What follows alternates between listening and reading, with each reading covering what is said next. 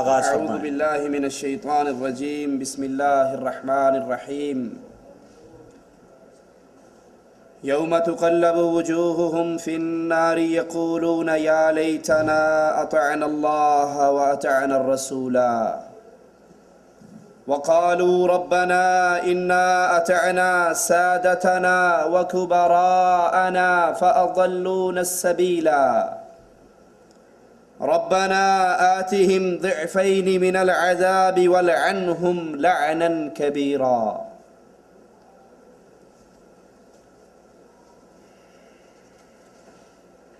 شیطان انسان کا ازلی دشمن ہے۔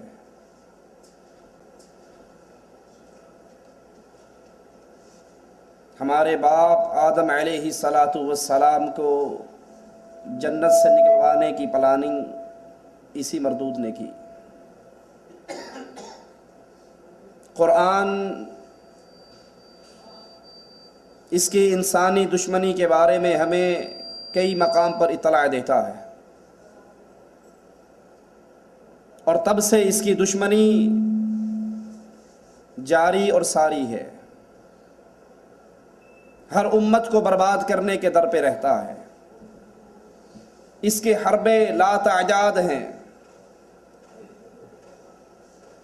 لیکن ایک حربہ اس کے پاس بڑا کامیاب ترین حربہ ہے،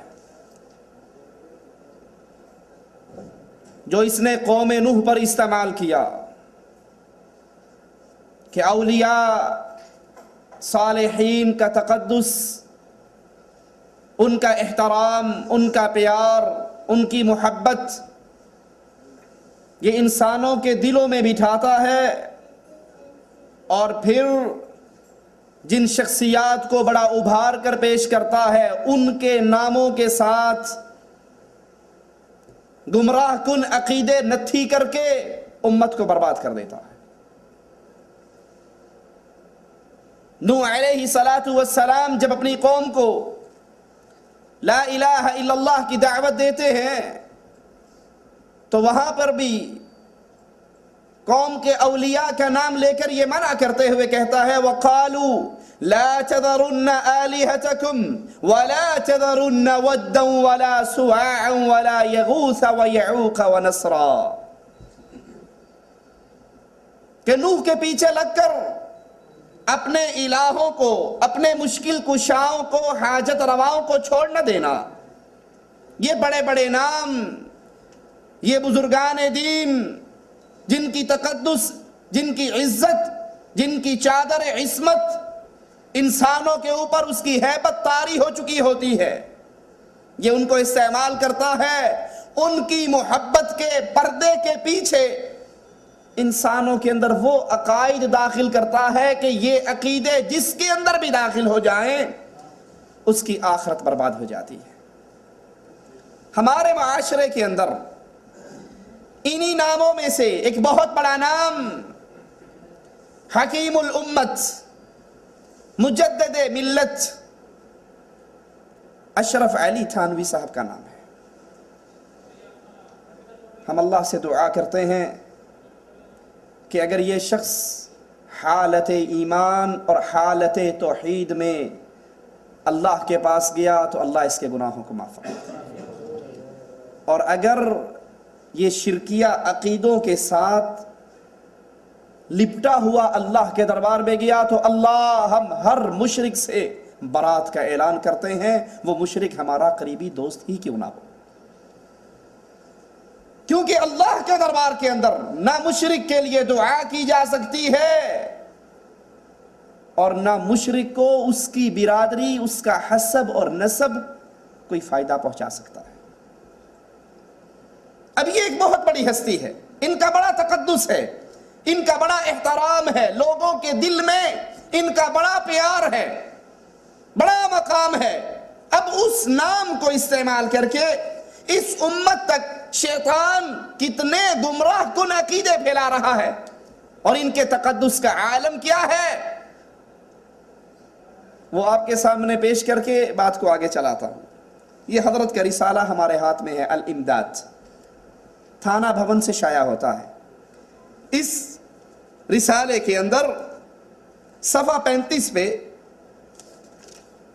34 کے اوپر ان کا ایک مرید ان کی عزت و احترام کا ایک قصہ سناتا ہے، ذرا سنیے۔ صفحہ 34 ہے، رسالہ الامداد تھانہ بھون سے شائع ہوا۔ اور یہ سنانے سے پہلے ایک عرض کر دوں کہ اے مسلمان بھائی، نہ کسی کو جلانا مقصد ہے، نہ کسی کو چھیڑنا مقصد ہے، نہ کسی پہ طنز کرنا مقصد ہے۔ مقصد صرف ایک ہے، دعوت صرف ایک ہے کہ اللہ کے سارے بندے اس دین حنیف پہ اکٹھے ہو جائیں جو دین محمد کریم صلی اللہ علیہ وسلم پر۔ اللہ کے سارے بندے، اللہ کی ساری مخلوق اس لا الہ الا اللہ کو اپنے ایمان اور عقیدے کی اساس بنا لے کہ جس کی توحید درست ہو جاتی ہے اللہ اس انسان کے چہرے کو جہنم کی آگ سے دور کر دیتا۔ ہماری یہ باتیں کسی کو جلانا چھیڑنا مقصود نہیں۔ مقصود کیا ہے؟ ڈاکٹر آپریشن کرتا ہے تو مقصود مریض کو تکلیف دینا نہیں ہوتی، مقصود اس کو ہمیشہ کی بیماری سے نکالنا ہوتا۔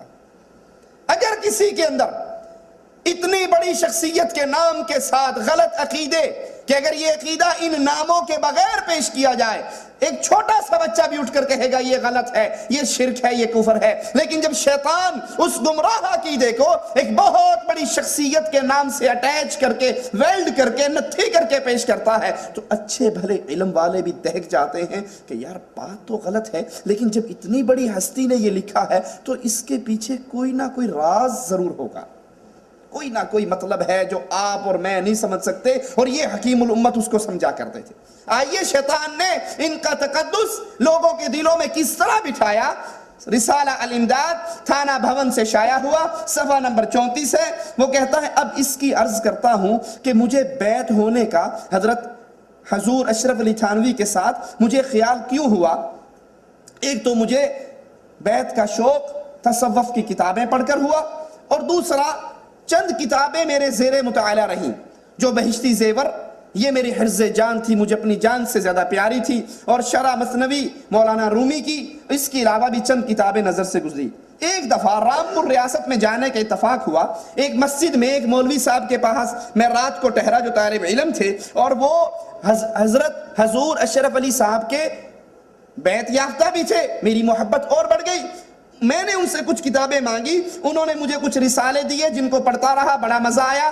ایک روز کا ذکر ہے کہ حضرت کا رسالہ حسن العزیز پڑھ رہا تھا، دوپہر کا وقت تھا، نیند کا غلبہ ہوا، سو جانے کا ارادہ کیا، حضرت کے رسالے کو ایک طرف رکھا اور دوسری طرف کروٹ بدلی اور سو گیا۔ سونے لگا تو دل میں یہ خیال شدت سے پیدا ہوا کہ حضرت کے رسالے کو پشت ہو رہی ہے، حضرت کے رسالے کو پشت ہو رہی ہے۔ یہ سوچا، اس رسالے کو اٹھا کر اپنے سر کی طرف رکھ لیا اور پھر سو گیا۔ سوتے ہوئے خواب دیکھتا ہوں اور خواب کے اندر میں کلمہ شریف پڑھ رہا ہوں، لا الہ الا اللہ محمد الرسول اللہ پڑھتا ہوں، لیکن محمد رسول اللہ کی جگہ پر حضور کا نام لیتا ہوں، بجائے رسول اللہ صلی اللہ علیہ وسلم کا نام لینے کے حضور اشرف علی تھانوی کا نام لیتا ہوں۔ اتنے میں دل میں خیال پیدا ہوتا ہے تجھے غلطی ہوئی کلمہ شریف کے پڑھنے میں، اس کو صحیح پڑھنا چاہیے۔ اس خیال سے دوبارہ پڑھتا ہوں، دل تو چاہتا ہے کہ رسول اللہ صلی اللہ علیہ وسلم کا نام نکلے، لیکن زبان سے بے ساختہ حضور اشرف علی تھانوی صاحب کا نام نکل جاتا ہے۔ مجھے علم ہے یہ غلط ہے، درست نہیں ہے، لیکن مجبور ہوں۔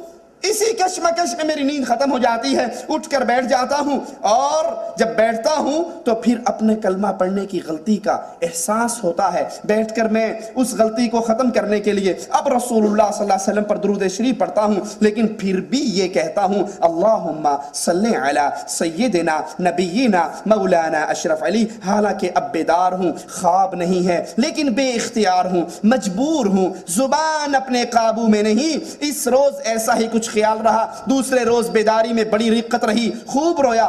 اور بھی بہت سی وجوہات ہیں جو حضور اشرف علی تھانوی صاحب کے ساتھ باعث محبت ہے، کہاں تک عرض کروں۔ اب یہ شیطان اتنی بڑی ہستی کا تقدس انسانوں کے دلوں میں کس طرح بٹھا رہا ہے کہ کلمہ پڑھتا ہے تو لا الہ الا اللہ اشرف علی رسول اللہ کہتا ہے، پھر ہوش آتی ہے، نیند ختم ہو جاتی ہے، حالت بیداری ہے، تمام معاملات نارمل ہیں، اور پھر اب کلمہ شریف پڑھتا ہے، اس کے بعد درود شریف پڑھتا ہے تو درود شریف میں بھی کہتا ہے اللہم صلی علی نبینا مولانا اشرف علی۔ یہ تقدس ہے، یہ اولیاء کی عزت ہے، ان کے دلوں میں ڈالی گئی۔ ہم نہیں جانتے کہ وہ اولیاء اللہ ہے یا اولیاء الرحمن ہے یا اولیاء الشیطان ہے، کیونکہ جو عقیدے ان کے ناموں سے ان کی کتابیں مارکیٹ میں موجود ہیں وہ عقیدہ کبھی نہ اللہ کے قرآن سے ثابت ہو سکتا ہے، نہ محمد کریم کے فرمان سے ثابت ہو سکتا ہے۔ اولیاء اللہ بنتے ہی تب ہیں جب محمد کی غلامی کی جاتی ہے صلی اللہ علیہ وسلم، اور جب وہ عقیدے اپنائے جائیں جو اللہ رسول کے خلاف ہو وہ کبھی بھی اللہ کا ولی نہیں بن سکتا۔ اب یہ سوال لکھتا ہے تھانوی صاحب کے پاس، صفحہ 35 ہے اسی رسالہ امداد کا، اب وہ جواب دیتے ہیں، ذرا آپ بھی سنیے۔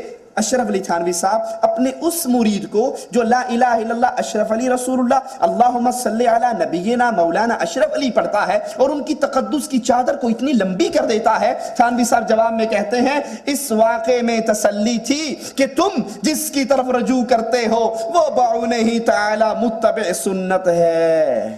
24 شوال 1335 ہجری۔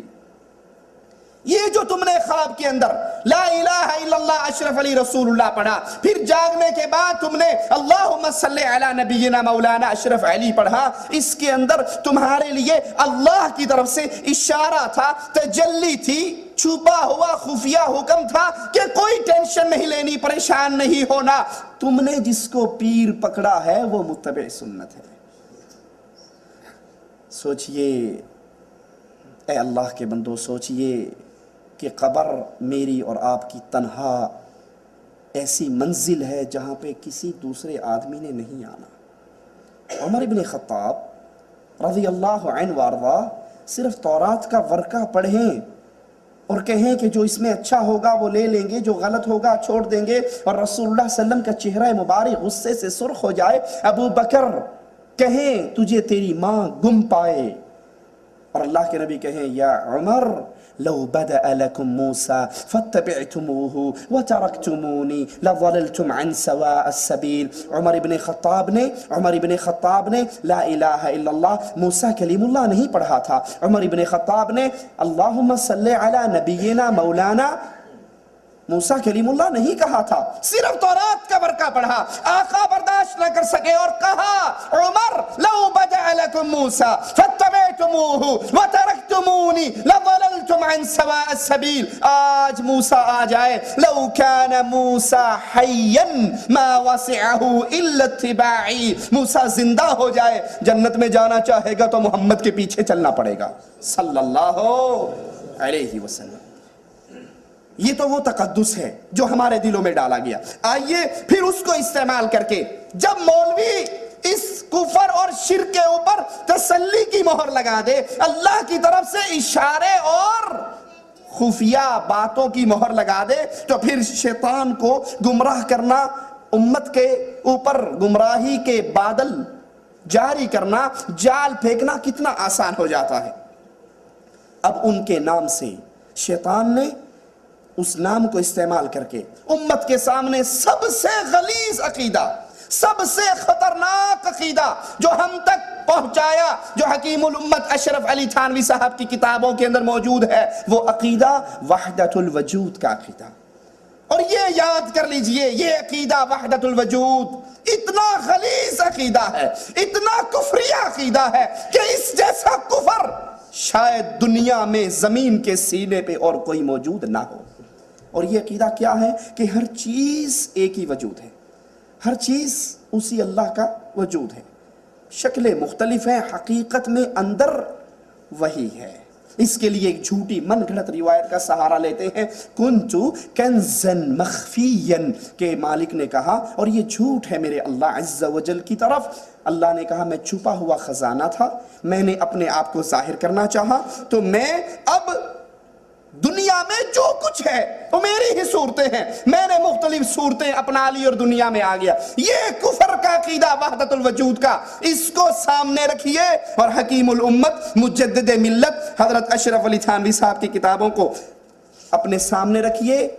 اور پھر آخر میں آپ کو اللہ کے قرآن کی آیات سناؤں گا. اگر کوئی ان کے ماننے والا موجود ہو اس سے اللہ کے لیے سوال کروں گا.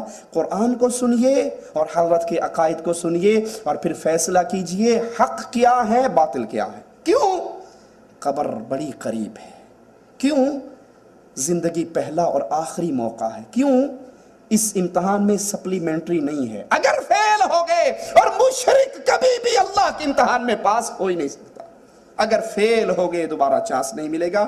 یہ ہمارے ہاتھ میں حکیم الامت حضرت اشرف علی تھانوی صاحب کی کتاب امداد المشتاق، صفحہ نمبر اس کتاب کا 101 صفحے پر وحدت الوجود کا عقیدہ پیش کرتے ہیں. ذرا سنیے. کہتے ہیں، فرمایا ایک مواحد سے مراد ان کی توحید کیا ہے کہ تمام چیزیں اللہ کا روپ ہے. نعوذ باللہ، تعالی اللہ عما یقولون. اور جو یہ کفر کا عقیدہ ہے اللہ اس سے پاک ہے. ہر چیز کو جب اللہ مانا جائے، یہ بیل بوٹے، یہ لکڑی، یہ مائک، یہ سپیکر، یہ مولوی، یہ انسان، یہ جانور، A to Z دنیا میں جو ہے وہ اصل اسی کا وجود ہے. کہتے ہیں ایک مواحد کے سامنے، صفحہ 101 امداد المشتاق الى اشرف الاخلاق، تصنیف و تعلیف حضرت حکیم الامت مولانا اشرف علی تھانوی، مکتبہ اسلامیہ بلال گنج لاہور سے شائع ہوئی. کہتے ہیں ایک مواحد سے لوگوں نے کہا اگر حلوہ اور پاخانہ، غلیظ، گندگی سب ایک ہیں. یاد رکھنا میں نے اس عقیدے کو جو بیان کیا ہے کہ وحدت الوجود، ساری کائنات اس اللہ ہی کا وجود ہے. نعوذ باللہ ثم نعوذ باللہ. اگر یہ حلوہ اور غلیظ ایک ہیں تو دونوں کو کھا کر دکھاؤ. انہوں نے بشکل خنزیر گندگی پخانہ گو کھا لیا اور پھر صورت آدمی ہو کر حلوہ کھا لیا. اس کو حفظ مراتب کہتے ہیں جو واجب ہے. صفحہ 41 یہی کتاب امداد المشتاق حکیم الامت صاحب کی یہی کتاب صفحہ 41 پہ فرماتے ہیں ایک دن ایک شخص نے مسئلہ وحدت الوجود کا سوال کیا. فرمایا یہ مسئلہ حق اور صحیح للواقع ہے، اس مسئلے میں کچھ شک و شبہ نہیں. ہاں یہ قول اور اقرار کا مسئلہ نہیں، حال اور تصدیق کا مسئلہ ہے. وحدت الوجود حق ہے، صحیح ہے اور اس میں کوئی شک نہیں. یہ بالکل سچا عقیدہ ہے اور یہ عقیدہ بالکل ٹھیک ہے. ہاں کسی کو پڑھایا نہیں جا سکتا، لیکن صوفیوں کے ساتھ جب آ کر ملے گا نا تو آہستہ آہستہ ٹریننگ کرا کر بالکل ٹرینڈ کر دیا جائے گا. اسی کتاب کا صفحہ 62 ہے. کہتے ہیں فرمایا انسان کا ظاہر عبد ہے، باطن حق ہے.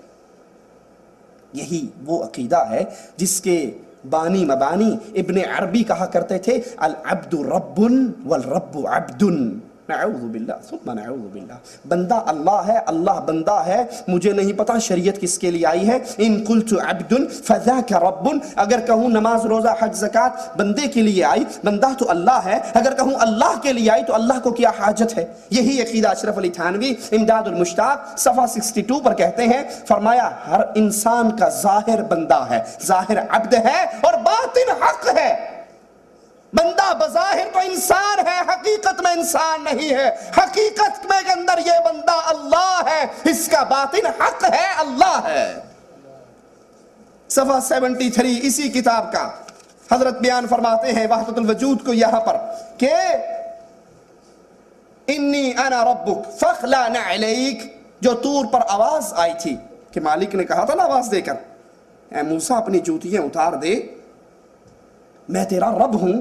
کہا یہ جو طور پر موسیٰ کو سنایا گیا تھا یہ وہ حضرت موسیٰ کے اندر سے آئی تھی، باطن میں سے آئی تھی. اور صرف موسیٰ ہی خاص نہیں، یہ آواز، یہ باطن، یہ اللہ ہر آدمی کے اندر موجود ہے. فرمایا انی انا ربک فاخلع نعلیک. جو طور پہ آواز آئی تھی وہ موسیٰ کے باطن سے آئی تھی، سب انسان میں موجود ہے. صفحہ 91 کتاب امداد المشتاق، رائٹر حکیم الامت اشرف علی تھانوی صاحب کہتے ہیں فرمایا عورت مظہر ہے مرد کی، عورت مظہر ہے مرد کی، مرد مظہر حق ہے، مرد مظہر اللہ کا ہے، عورت مظہر ہے۔ عورت کو دیکھو گے تمہیں بندہ نظر آئے گا، بندہ بندے کی مظہر ہے، اور بندے کو دیکھے گو تو پھر وہ بندہ اللہ تعالیٰ کی صورت ہے، مرد مظہر حق ہے۔ عورت آئینہ مرد اور مرد آئینہ حق، عورت آدمی کا آئینہ، آدمی اللہ کا آئینہ۔ پس ثابت کیا ہوا؟ عورت مظہر و آئینہ اللہ تعالی ہے، اس میں جمال ایزدی ظاہر و نمایاں ہے، ملاحظہ بھی کرنا چاہیے۔ عورت آدمی کا مظہر، آدمی اللہ کا مظہر، تو نتیجہ یہ نکلا کہ عورت میں اللہ کا جمال ہے، اس کو ضرور دیکھنا چاہیے۔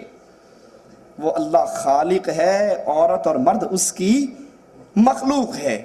133 یہی کتاب امداد المشتاق حضرت اشرف علی تھانوی صاحب کی، کہتے ہیں کسی نے اثناء سبق مثنوی معنوی میں فرمایا مینا میں ایک فقیر حاجیوں کا منہ تکتا پھر رہا تھا۔ تھانوی صاحب فرماتے ہیں درس دیتے ہوئے کہ مینا میں ایک فقیر سے مراد ان کا وہی صوفی لوگ، ان کے عقیدے کے مطابق حاجیوں کا منہ تکتا پھرتا تھا۔ کسی نے پوچھا کہ شاہ صاحب کیا دیکھتے ہو؟ جواب دیا خدا کو دیکھتا ہوں۔ انا للہ و انا الیہ راجعون، خدا کو دیکھتا ہوں۔ حضرت صاحب نے فرمایا، یعنی اشرف علی تھانوی صاحب نے فرمایا کہ حضرت حق و صورت و شکل سے پاک ہے، کہ اللہ تعالیٰ شکل و صورت سے پاک ہے، اس کی صورت اگر ہے تو یہی انسان کامل، انسان کامل حقیقت میں اللہ کی شکل ہے، بس انسان کامل حق نہیں، صورت حق ہے، اللہ کی شکل آدمی ہے، آدمی اللہ کی صورت ہے، اللہ کی شکل ہے، انسان کامل اللہ کی شکل ہے۔ یہ ہمارے ہاتھ میں اشرف السوانے حضرت صاحب کی دوسری کتاب حکیم الامت مجدد الملت حضرت مولانا محمد اشرف علی تھانوی، ادارہ تالیفات اشرفیہ بیرون بہڑ گیٹ ملتان نے شائع کی۔ اس کا صفحہ نمبر 220 ہے۔ 220 کے اندر آپ نے سنا ہوگا نا، حلاج نے کہا تھا، ہاں کیا کہا تھا؟ انا الحق، میں ہی اللہ ہوں۔ وہی عقیدہ یہاں پر اشرف علی تھانوی صاحب کے بارے میں صفحہ 220 اشرف السوانے کہتے ہیں دارالعلوم دیوبند میں جلسہ ہوا، سارے لوگ آئے، اراکین کو ضرورت محسوس ہوئی کہ حکیم الامت بھی جلسے میں تقریر فرمائے۔ کئی لوگوں نے آ کر ان سے درخواست کی، حضرت نہ مانے، پھر علماء نے آ کے درخواست کی، حضرت نہ مانے، اکابر علماء نے سفارش کی، تو حضرت کو تنگی واقع ہوئی، نہ انکار کر سکتے تھے نہ اقرار۔ جب کچھ نہ بنا تو رونے لگ گئے، گردن جھکا لی۔ یہ حال دیکھ کر مولانا ظہور الاسلام فتح پوری کا دل پانی پانی ہو گیا، اور پھر انہوں نے بے اختیار ایک بات کہی، ذرا سنیے۔ شاہ سلیمان صاحب بلواروی بھی اس موقع پر آئے ہوئے تھے، انہوں نے عجیب بات کہی، اور وہ کیا تھی کہ جناب بس بھائی بس، حکیم الامت اشرف علی تھانوی صاحب کو چھوڑ دو، بس بھائی بس، اب ان کو درس دینے کے لیے کوئی نہ کہے۔ کہا کیوں؟ کہا میں اس کو ایسی حالت میں دیکھ رہا ہوں، اگر یہ وعظ کرنے کے لیے منبر پر بیٹھے تو ان کے منہ سے جو پہلا لفظ نکلے گا وہ انا الحق ہوگا۔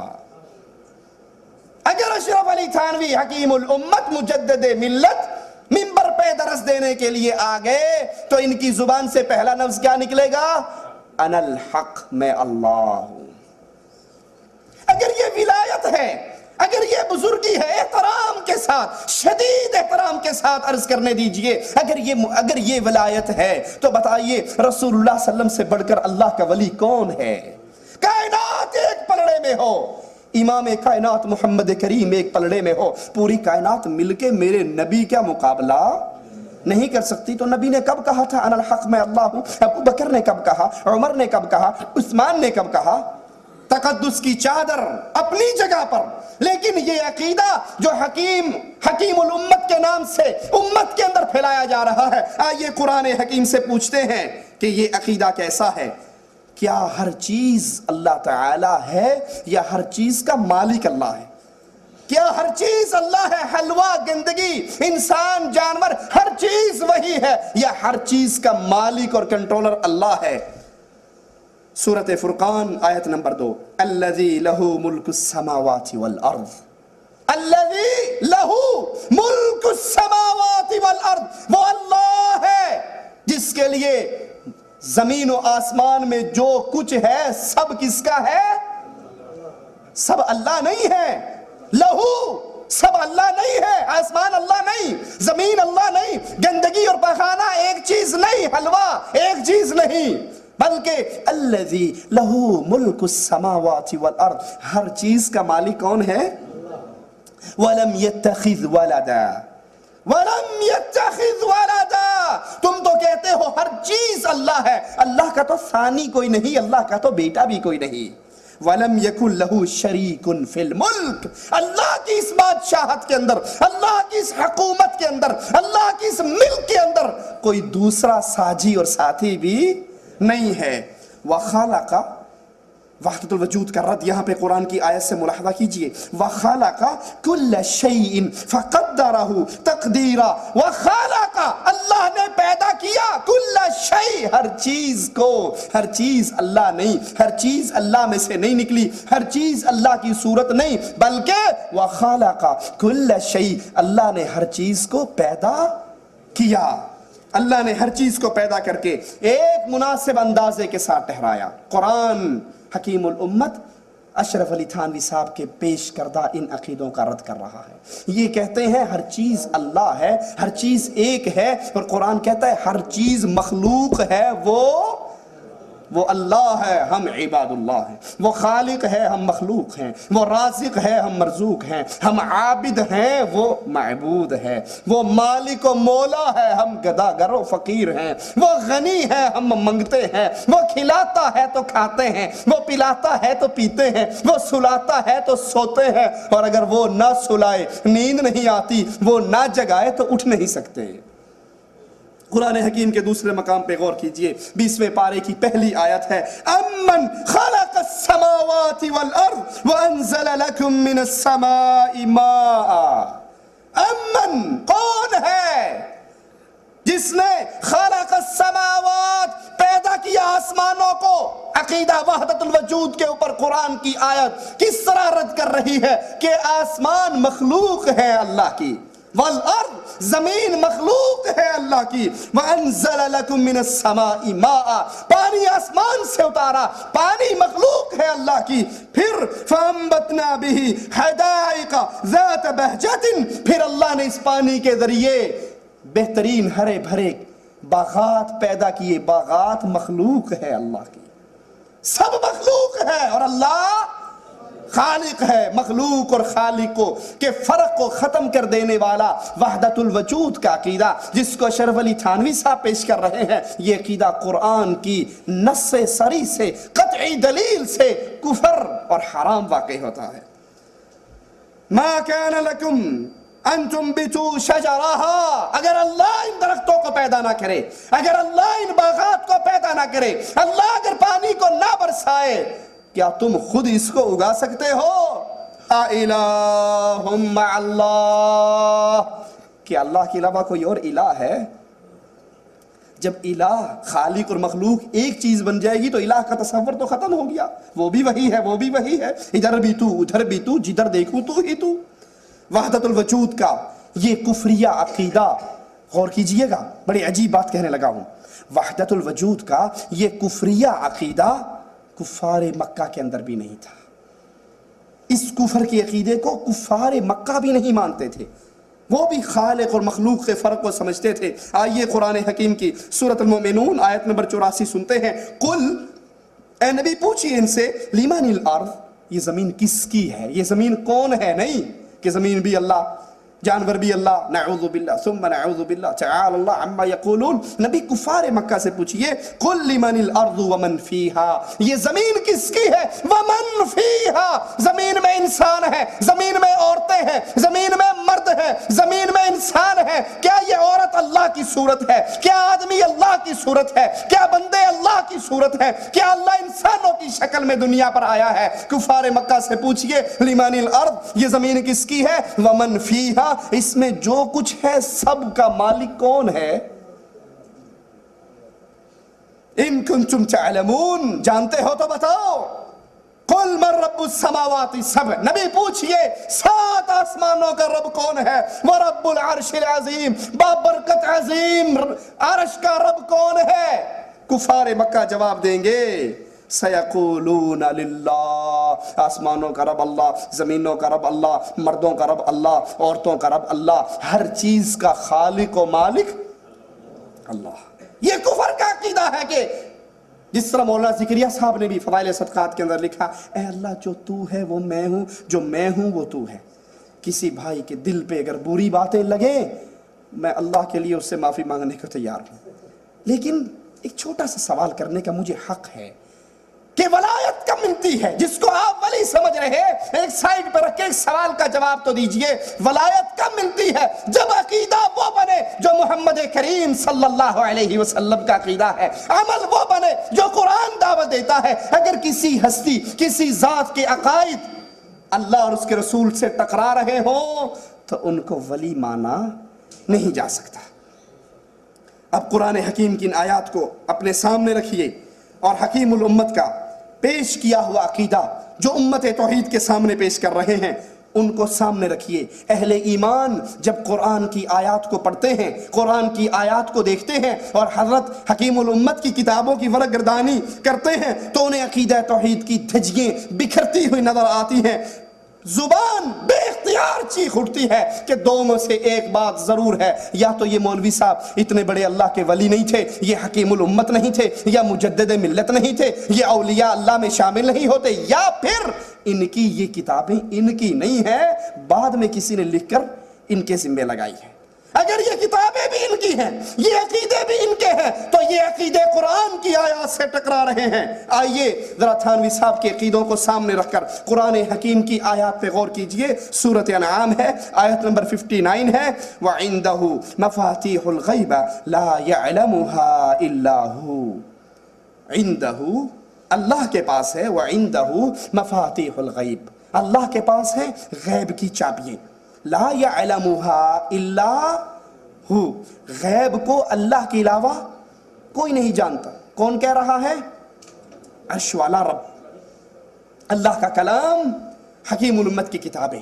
مقارنہ کیجئے اور فیصلہ تعصب کو سامنے رکھ کر نہیں، فرقہ واریت کو سامنے رکھ کر نہیں، فیصلہ جنت اور جہنم کو اپنے سامنے رکھ کے کیجئے کہ توحید سلامت رہی تو ہمیشہ کی جنت ہے، اور توحید پلے میں نہ رہی تو ہمیشہ کی دہکتی ہوئی آگ ہے۔ اللہ کے پاس مفاتیح الغیب، غیب کی چابیاں، لا يعلمها الا هو، اللہ کے اس غیب کو اللہ کے علاوہ کوئی نہیں جانتا۔ وَيَعْلَمُ مَا فِي الْبَرِّ وَالْبَحْرِ، بر میں کیا ہے، خشکی میں کیا ہے، تری میں کیا ہے، اللہ جانتا ہے۔ وَمَا تَسْقُطُ مِنْ وَرَقَةٍ إِلَّا يَعْلَمُهَا، کوئی درخت سے پتا گرتا ہے، گرنے سے پہلے اللہ کے علم میں۔ آپ کے گھر میں ایک درخت ہے، آپ کے گھر میں ایک درخت ہے، آپ سارا دن، سارا مہینہ، سارا ٹبر مل کے کوشش کرتے رہو، اس درخت کے پتوں کو گن سکتے؟ اور کائنات میں جتنے درخت ہیں ان درختوں پہ پیدا ہونے والے پتوں کا علم اللہ کو ہے، ان کا پتا بعد میں گرتا ہے، اللہ کو علم پہلے ہوتا ہے۔ قرآن کہتا ہے وَمَا تَسْقُطُ مِنْ وَرَقَةٍ، کوئی پتا درخت سے نہیں گرتا، إِلَّا يَعْلَمُهَا، سوائے اس کے کہ اللہ کے علم میں ہے۔ وَلَا حَبَّةٍ فِي ظُلُمَاتِ الْأَرْضِ وَلَا رَطْبٍ وَلَا يَابِسٍ إِلَّا فِي كِتَابٍ مُبِينٍ، اور جو کچھ خشکی میں، دریاؤں میں، وہ اللہ جانتا ہے، پتہ نہیں گرتا، اللہ کے علم میں ہوتا ہے، اور کوئی دانہ زمین کے تاریک حصوں میں تم ڈالتے ہو اس میں وہ نہیں پڑتا، اور نہ کوئی تر اور نہ کوئی خشک چیز گرتی ہے مگر یہ سب کچھ کتاب مبین میں ہے۔ قرآن کی یہ آیت اپنے سامنے رکھیے اور حضرت حکیم الامت اشرف علی تھانوی صاحب کی پیش کردہ عقائد کو سنیے۔ یہ ہمارے ہاتھ کے اندر ارواح ثلاثہ، رائٹر ہیں حکیم الامت اشرف علی تھانوی، ناشر ہے مکتبہ رحمانیہ، اقرا سینٹر، غزنی اسٹریٹ، اردو بازار، لاہور، اور اس کتاب کا صفحہ نمبر 51 ہے۔ 51 کے اوپر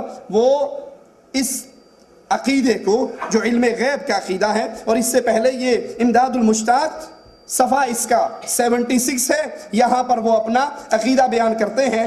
سنیے، کہتے ہیں کہ لوگ کہتے ہیں علم غیب انبیاء اولیاء کو نہیں ہوتا۔ 76 امداد المشتاق، فرمایا لوگ کہتے ہیں کہ علم غیب انبیاء اولیاء کو نہیں ہوتا۔ کیوں جی یہ لوگ کہتے ہیں یا قرآن کہتا ہے؟ یہ تو قرآن کہتا ہے. لیکن حضرت کہہ رہے ہیں لوگ کہتے ہیں علم غیب انبیاء اولیاء کو نہیں ہوتا. میں کہتا ہوں کہ اہل حق جس طرف نظر کرتے ہیں دریافت و ادراک و غیبیات کا ان کو ہو جاتا ہے. کچھ لوگ اب دیکھیے دلیل بھی دیتے ہیں. کچھ لوگ حضرت صلی اللہ علیہ وسلم کو حدیبیہ اور حضرت عائشہ کے معاملات کی خبر نہ تھی یہ دلیل دیتے ہیں کہ اللہ کے نبی عمرہ کرنے کے لیے نکلے, آپ کو پتہ نہیں تھا کہ حدیبیہ پر روک لیا جائے گا, عائشہ پر تہمت لگی, آپ کو پتہ نہیں تھا. کہتے ہیں کچھ لوگ اس کو دلیل بناتے ہیں اپنے دعوے کی. یہ غلط ہے کیونکہ علم کے واسطے توجہ کرنی ضروری ہے. حضرت نے اللہ کے نبی نے توجہ نہیں کی ہوگی, توجہ کرتے تو یہ سارا پتہ لگ جاتا. اللہ کے لیے, اللہ کے لیے یہ مقام ہنسنے کا نہیں, یہ مقام رونے کا ہے. یہ علم غیب اللہ کی صفت ہے جس کو اشرف علی تھانوی صاحب بڑے احترام کے ساتھ, لیکن سارا احترام اللہ کے لیے, اس کے رسول اللہ کے لیے جو ان کے نقش قدم پر چلے گا ان کے لیے. جس کی بات اللہ رسول سے ٹکرا جائے گی احترام کی چادریں تار تار ہو جائیں گی. فرماتے ہیں جدھر بھی توجہ کریں اہل حق تو وہاں پر ان کے لیے دروازے کھل جاتے ہیں. آئیے اب دروازے کیسے کھلتے ہیں. یہ ارواح ثلاثہ حکیم الامت صاحب کی صفحہ 51 ہے. کہتے ہیں شاہ عبد القادر دہلوی اگر عید کا چاند 30 دن کا ہونے والا ہوتا, ابھی پہلی رمضان ہے, پہلے دن کی تراویح ہیں, تو شاہ عبد القادر صاحب اول روز تراویح میں 1 پارہ پڑھتے. 29 کا چاند ہونے والا ہوتا, اول روز 2 پارے پڑھتے. ان کا تجربہ ہو چکا تھا, اس لیے شاہ عبد العزیز صاحب اول روز آدمی بھیجتے کہ بھائی دیکھ کر آؤ میاں عبد القادر صاحب نے آج کتنے پارے پڑھے ہیں. اگر آدمی یہ کہتا آج 2 پڑھے ہیں تو شاہ صاحب فرماتے عید کا چاند 29 کا ہوگا. اس میں مولوی محمود الحسن شیخ الہند وہ یہ اضافہ کرتے ہیں کہ یہ بات دلی میں اس قدر مشہور ہوگی کہ بازار والے اہل پیشہ کے کاروبار اس پر مبنی ہو گئے. مثلا اگر شاہ صاحب پہلے روز 2 پارے سنا دیتے تو لوگ سمجھ لیتے کہ اب کے عید کا چاند 29 کا ہوگا. درزی دھوبی 29 رمضان تک کپڑوں کی تیاری کی کوشش کرتے اور 29 کو حد الامکان کام پورا کر دیتے, اور اگر اول روز 1 پارہ سناتے تو سمجھ لیتے کہ چاند 30 کا ہوگا اور 30 تاریخ کو کپڑے دھوبی دھو کر دے دیتا. اب سوچئے یہ غیب کی خبر عبد القادر صاحب کو کیسے ملی. صفحہ 159 یہی ارواح ثلاثہ حکیم الامت صاحب کی. مزید سنیے, کہتے ہیں خان صاحب نے فرمایا 158 ایک مرتبہ حکیم خادم علی اپنی مسجد میں تشریف رکھتے تھے. رمضان کا زمانہ, افطار کا وقت تھا. آپ نے روزہ افطار فرما لیا. اتنے میں چند رافضی شیعہ آئے اور آ کر کہا قسم ہے امام حسین کی ابھی سورج غروب نہیں ہوا. حکیم صاحب نے فرمایا تم غلط کہتے ہو, سورج غروب ہو چکا ہے. انہوں نے اصرار کیا, کہا آفتاب ہرگز غروب نہیں ہوا. اس پر حکیم صاحب نے فرمایا ہمارے قلوب میں دین اور ایمان ہے, ہماری شہادت دل غلط نہیں ہے, شہادت دل غلط نہیں ہے, آفتاب غروب ہو چکا. انہوں نے کہا نہیں. اچھا کہا اگر تم تردد کرتے ہو تو کل مجھے ایک اندھیری کوٹھڑی میں بند کر دینا, خود باہر کھڑے ہو جانا, جب غروب آفتاب ہوگا میں اندر سے تمہیں اطلاع کروں گا. اندھیری کوٹھڑی میں بند ہو کر. کہا اچھا. کل آیا. انہوں نے کیا کیا, حضرت کو اندھیری کوٹھڑی کے اندر بند کر دیا, خود چھت پر چڑھ گئے غروب آفتاب دیکھنے کے لیے. جب آفتاب غروب ہوا, حکیم صاحب جو اندر کوٹھڑی اندھیری کے اندر لاک اپ میں پڑے ہیں وہیں سے انہوں نے فوراً آواز لگا دی سنو آفتاب غروب ہو چکا ہے. اس کو اندر پڑے ہوئے کو نظر آ گئے. یہی کتاب اس کا صفحہ 163 صفحہ 163 پر یہ حضرت علم غیب کو کیسے بانٹتے ہیں لوگوں کے اندر, ذرا سنیے. خان صاحب نے فرمایا مولانا نانوتوی فرماتے تھے کہ شاہ عبد الرحیم ولایتی کے ایک مرید تھے جن کا نام عبداللہ خان تھا, قوم کے راجپوت تھے. یہ حضرت کے خاص مریدوں میں سے تھے, مولانا قاسم نانوتوی کے خاص مریدوں میں سے تھے. ان کی حالت یہ تھی اگر کسی کے گھر میں حمل ہوتا وہ تعویذ لینے کے لیے آتا. سنو اور دیار خیر میں رہنے والوں غور سے سنو, الٹرا ساؤنڈ کے پیسے بچ رہے ہیں. کیوں ڈاکٹروں کے پاس پھرتے ہو, ایسا ہی کوئی ڈھونڈ لو, 200-250 ریال تو بچیں گے مستوصف کے. کہا کسی کے گھر میں حمل ہوتا، وہ تعویذ لینے آتا تو آپ فوراً تعویذ دیتے ہوئے فرما دیا کرتے تھے تیرے گھر میں لڑکی ہوگی یا لڑکا، اور جو آپ بتلاتے تھے وہی ہوا کرتا تھا۔ قرآن کیا کہتا ہے؟ ما فی الارحام، ماں کے پیٹ میں جو کچھ ہے اس کا علم کس کو ہے؟ اشرف علی تھانوی حکیم الامت ارواح ثلاثہ صفحہ 163 پہ کہتے ہیں کہ جو تعویذ لینے آتا وہ فوراً بتا دیتے کہ تیرے گھر میں بیٹا ہوگا۔ وہ بیٹا کہتے بیٹا ہوتا، بیٹی کہتے بیٹی ہوتی، سورج غروب ہوتا اندر کوٹھڑی میں سے آواز لگا دیتے غروب ہو گیا۔ اہل توجہ، اہل حق جدھر نظر کرتے ہیں ان کو سارے غیب کھلے ہوئے نظر آ جاتے ہیں۔ پتہ نہیں رسول اللہ کے سامنے جب زہر والا کھانا آیا تھا آپ نے منہ میں کیوں دبا لیا تھا، کیوں کھا لیا تھا، کیوں لقمے چبا لیے تھے، کیوں بکری کی ران کو بول کر کہنا پڑا کہ نبی نہ کھاؤ میرے اندر زہر ملا ہوا؟ اللہ نے اس کو آواز دی، اللہ نے اس کو بلوایا۔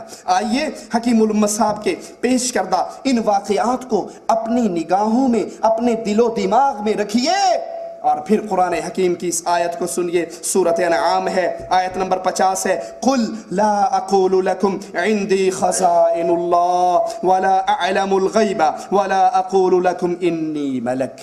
نبی کہو اپنی امت کو، سنائیے ان کو، لا اقول لکم عندی خزائن اللہ، میرے پاس خزانے ہیں، میں یہ دعویٰ نہیں کرتا۔ کچھ لوگ دعوے دار ہیں نا کہ اللہ کے نبی مختار کل ہیں، سب کچھ اللہ کے نبی کے پاس ہے، یہ دعویٰ بھی کرتے ہیں اور لوگوں سے چندہ بکھارنے کے لیے کہتے ہیں نبی کے پاس خزانے تو ہیں، لیکن جب اللہ کے نبی کراچی میں آئے تو لوگوں مجھ طاہر القادری سے نبی نے ٹکٹ بھی مانگا تھا، ہوٹل کا خرچہ بھی مانگا تھا، فیصل آباد جانے کے لیے ٹیکسی بھی مانگی تھی، واپسی کا مدینے کا بائی ایئر ٹکٹ بھی مانگا تھا۔ یہ خطوط سعودیہ والے بڑے ظالم ہیں، ملتقى باہر سیفی میں ہم جیسے غریبوں کو فری ٹکٹ دے دیتے ہیں، ان گستاخوں نے رسول اللہ کو فری ٹکٹ کیوں نہیں دے دیا؟ ادھر تو یہ دعویٰ کہ یہ مختار کل، خزانوں کے مالک، کائنات ان کی مٹھی میں، اور ادھر یہ دعویٰ ہے کہ نہیں یہ ہمارے پاس آ کر ہم سے چندہ مانگتے ہیں۔ اب مولوی کہتا ہے مجھ سے نبی نے مانگا، تم یہ کھانے کے ڈھونگ۔ سورۃ انعام قرآن کی آیات، قل کہو اے اللہ کے نبی صلی اللہ علیہ وسلم، لا اقول لکم، یہاں سے پتہ کیا کہتے ہیں؟ تسی نہیں سمجھ دے، معرفت دیا گلہ نے، قرآن کہہ رہا ہے کہو لا اقول لکم، میں تمہیں نہیں کہتا عندی خزائن اللہ کہ میرے پاس خزانے ہیں، میں کہتا نہیں ہوں لیکن ہیں صحیح، میں کہتا نہیں لیکن ہیں اتوں کہندے نے، وچوں سارا کچھ ہی نہ کول ہوندا ہے۔ لا اقول لکم عندی خزائن اللہ، میرے پاس اللہ کے خزانے ہیں، ولا اعلم الغیب، ولا اعلم الغیب، قرآن کی آیات، گھر میں رکھے ہوئے قرآن کو ذرا کھولیے، اس کے ریشمی غلاف کو اتاریے، ترجمے سے پڑھیے۔ تھانوی صاحب کہہ رہے ہیں کہ جدھر نظر کرو گے، جدھر بھی اہل حق نظر کر لیں، ہر طرح کے غیب کی چادر ہٹ کے ان کو ہر چیز نظر آ جاتی ہے، اور قرآن امام کائنات، امام اعظم، قائد اعظم محمد رسول اللہ صلی اللہ علیہ وسلم سے اعلان کرواتا ہے، نبی کہو، اعلان کرو، رہتی دنیا تک کو سناؤ، مجھے علم غیب، میں عالم الغیب نہیں ہوں، ولا اقول لکم انی ملک، اور نہ میں یہ کہتا ہوں کہ میں نور من نور اللہ ہوں، ان اتبعو، پھر میں ہوں کیا، ان اتبعو، سوائے اس کے نہیں، میں تو اتباع کرتا ہوں مگر میں پیچھے چلتا ہوں، الا ما یوحى الی، جو میری طرف اللہ وحی کر دیتا ہے۔ تھانوی صاحب تو امت تک یہ پیغام پہنچا رہے ہیں کہ غیب سب کو پتا ہوتا ہے، اولیاء کو پتا ہوتا ہے، ہمارے بزرگوں کو پتا ہوتا ہے، چاند نکلتے ہی پتا لگ جاتا ہے یہ 29 کا چاند ہوگا یا 30 کا، حمل ہوتے ہی پتا لگ جاتا ہے۔ الٹرا ساؤنڈ والے تو پھر کہتے ہیں کہ 6 مہینے میں یا 5ویں میں پتا لگے گا، لیکن یہاں حمل کا استقرار ہوتے ہی تھانوی صاحب کے شاگرد، نانوتوی صاحب کے شاگرد تعویذ دیتے ہوئے کہہ دیتے ہیں تیرے گھر لڑکا ہوگا، تیرے گھر لڑکی ہوگی۔ آئیے ذرا قرآن سے سوال کرتے ہیں، قل لا املک لنفسی نفعا ولا ضرا الا ما شاء اللہ، اے نبی ان سے کہہ دو لا املک لنفسی، میں اپنی جان کے نفع و نقصان کا مالک نہیں سوائے جو اللہ چاہے، ولو کنت، سبحان اللہ، قرآن تیری عظمتوں پہ قربان جاؤں، مالک تیری رحمتوں پہ قربان جاؤں، تو نے اپنے بندوں کے لیے کوئی مسئلہ پیاسا چھوڑا ہی نہیں ہے، نص قطعی، کاٹ نجات دینے والی دلیل سنیے قرآن کی ان عقیدوں پہ کیسے چلتی ہے.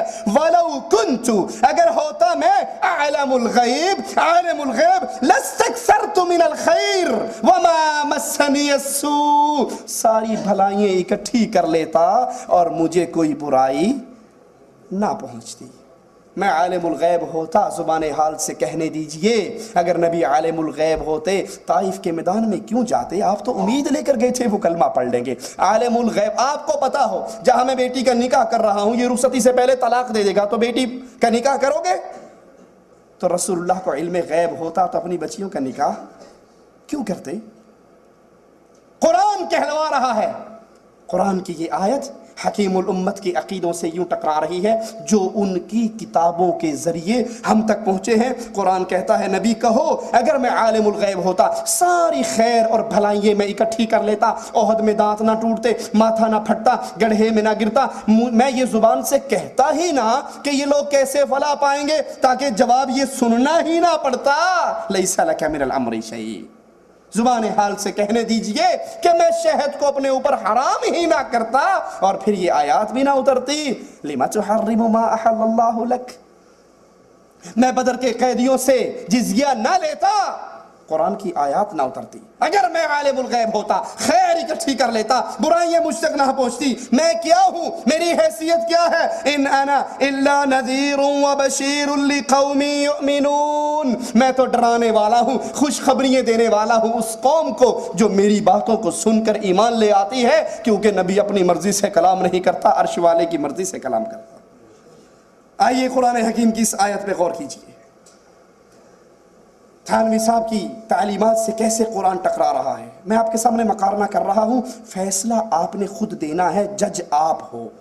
اور فیصلہ اس لیے نہیں دینا کہ مولوی صاحب نے پوچھا ہے, فیصلہ اس لیے دینا پتہ نہیں ہماری زندگی کی گاڑی کا اسٹیشن کب آ جائے. اور خاص طور پہ جن کی داڑھیوں میں سفید بال آنے شروع ہو گئے, جن کی داڑھیوں میں سفید بال آنے شروع ہو گئے, ان کی موت کی گاڑی کا سگنل ڈاؤن ہو گیا. کسی وقت بھی اسٹیشن آ سکتا ہے, تیاری کر لو. قرآن حکیم کو سنیے. وَلَا تَدْعُ مِن دُونِ اللَّهِ مَا لَا يَنْفَعُكَ وَلَا يَضُرُّكَ فَإِنْ فَعَلْتَ فَإِنَّكَ إِذًا مِنَ الظَّالِمِينَ وَإِنْ يَمْسَسْكَ اللَّهُ بِضُرٍّ فَلَا كَاشِفَ لَهُ إِلَّا هُوَ وَإِنْ يُرِدْكَ بِخَيْرٍ فَلَا رَادَّ لِفَضْلِهِ. یہ آیت بتا رہی ہے وَلَا تَدْعُوا مِن دُونِ اللَّهِ اللہ کے علاوہ کسی اور کو نہ پکارو, نہ آوازیں لگاؤ, نہ کہو یا علی مدد, نہ کہو یا رسول اللہ مدد. غیر کو, اللہ کے غیر کو اپنے لیے عبادت نہ کرو, پکارو نہ. کیوں؟ تم ان کو پکارتے ہو ما لا ينفعک جو آپ کو کوئی نفع نہیں دے سکتے, ولا یضرک نہ آپ کو کوئی نقصان دے سکتے. فَإِن فَعَلْتَ اگر تم یہ کرتے رہو گے, غیر اللہ کو پکارتے رہو گے, غیر اللہ سے مدد مانگتے رہو گے, فَإِنَّكَ إِذًا مِنَ الظَّالِمِينَ تو پھر تمہارا شمار ظالموں میں ہو جائے گا. وَإِن يَمْسَسْكَ اللَّهُ بِضُرٍّ اللہ اگر کوئی مصیبت دینا چاہے فَلَا كَاشِفَ لَهُ إِلَّا هُ تو کوئی اور بری ہے کرنے والا. کہتے ہیں اسلام آباد جاتے ہوئے بری بری سرکار بری میری کھوٹی قسمت کر دے کھری تیری مولویوں سے بڑھ کے مت مری. اور یہ آپ نے سنا ہے, واللہ بتا رہا ہوں جو ہم نے ان کے مریدوں سے سنا کہ یہ اصل بری امام کا لقب اسے ملا کیسے. کہتے ہیں ایک عورت کے 2 بچے تھے, دونوں پہ مقدمہ ہو گیا, قتل کا الزام لگ گیا, تحقیق جاری تھی. یہ آئی اس وقت, یہ بابا, اور یہ بابا شیعہ ہے, یہ بابا شیعہ ہے, اسلام آباد والا یہ شیعہ ہے, اس کے دربار پہ جاؤ تو شیعوں کی ساری علامتیں آپ کو ملیں گی. تو اس کے پاس آئی تو اس نے کہا حضرت 2 بچے ہیں اور دونوں پر قتل کا الزام لگ گیا ہے. نعوذ باللہ. اس شیطان نے کہا ستھن لا دے, اتار دو شلوار. تو بی بی نے, اب تقدس ہے نا, پیار ہے, ایک پائچہ تو اتار دیا, ایک ٹانگ سے تو اتار لی. پھر اسے خود خیال آیا کہ یہ تو غلط کام کہا اس پیر نے, کیسا ظالم ہے یہ. اس نے فوراً پہنے گا شرم نہیں آتی یہ کیا کہا ہے مجھے, اور یہ کہہ کے واپس چلی گئی. جب واپس عدالت میں گئی, چونکہ ایک پائچہ اتار چکی تھی نا, ایک ٹانگ سے کپڑا اتار چکی تھی, وہاں گئی تو جج نے ایک بچے کو تو رہا کر دیا, دوسرے کو پھانسی چڑھا دیا. تو وہاں سے کہتی ہوئی آئی بری بری سرکار بری میری کھوٹی قسمت کر دے کھڑی. ما علی کہتا ہے نہ پکارو اللہ کے علاوہ. کیوں؟ وَإِن يَمْسَسْكَ اللَّهُ بِضُرٍّ فَلَا كَاشِفَ لَهُ إِلَّا هُوَ. اللہ مصیبت ڈالنی چاہے، اللہ کشتی ڈبونی چاہے، 12 سال بعد نہ کوئی نکال سکتا ہے، نہ 12 گھنٹے بعد نکال سکتا ہے. اور اگر وَإِن يُرِدْكَ بِخَيْرٍ فَلَا رَادَّ لِفَضْلِهِ، اور اگر اللہ رحمت کرنا چاہے، فضل کرنا چاہے، تو اللہ کے فضل کے راستے میں کوئی رکاوٹ نہیں بن سکتے. اس کو سامنے رکھیے. اور یہ ہمارے ہاتھ میں حکیم الامت کی امداد المشتاق الی اشرف الاخلاق کتاب ہے.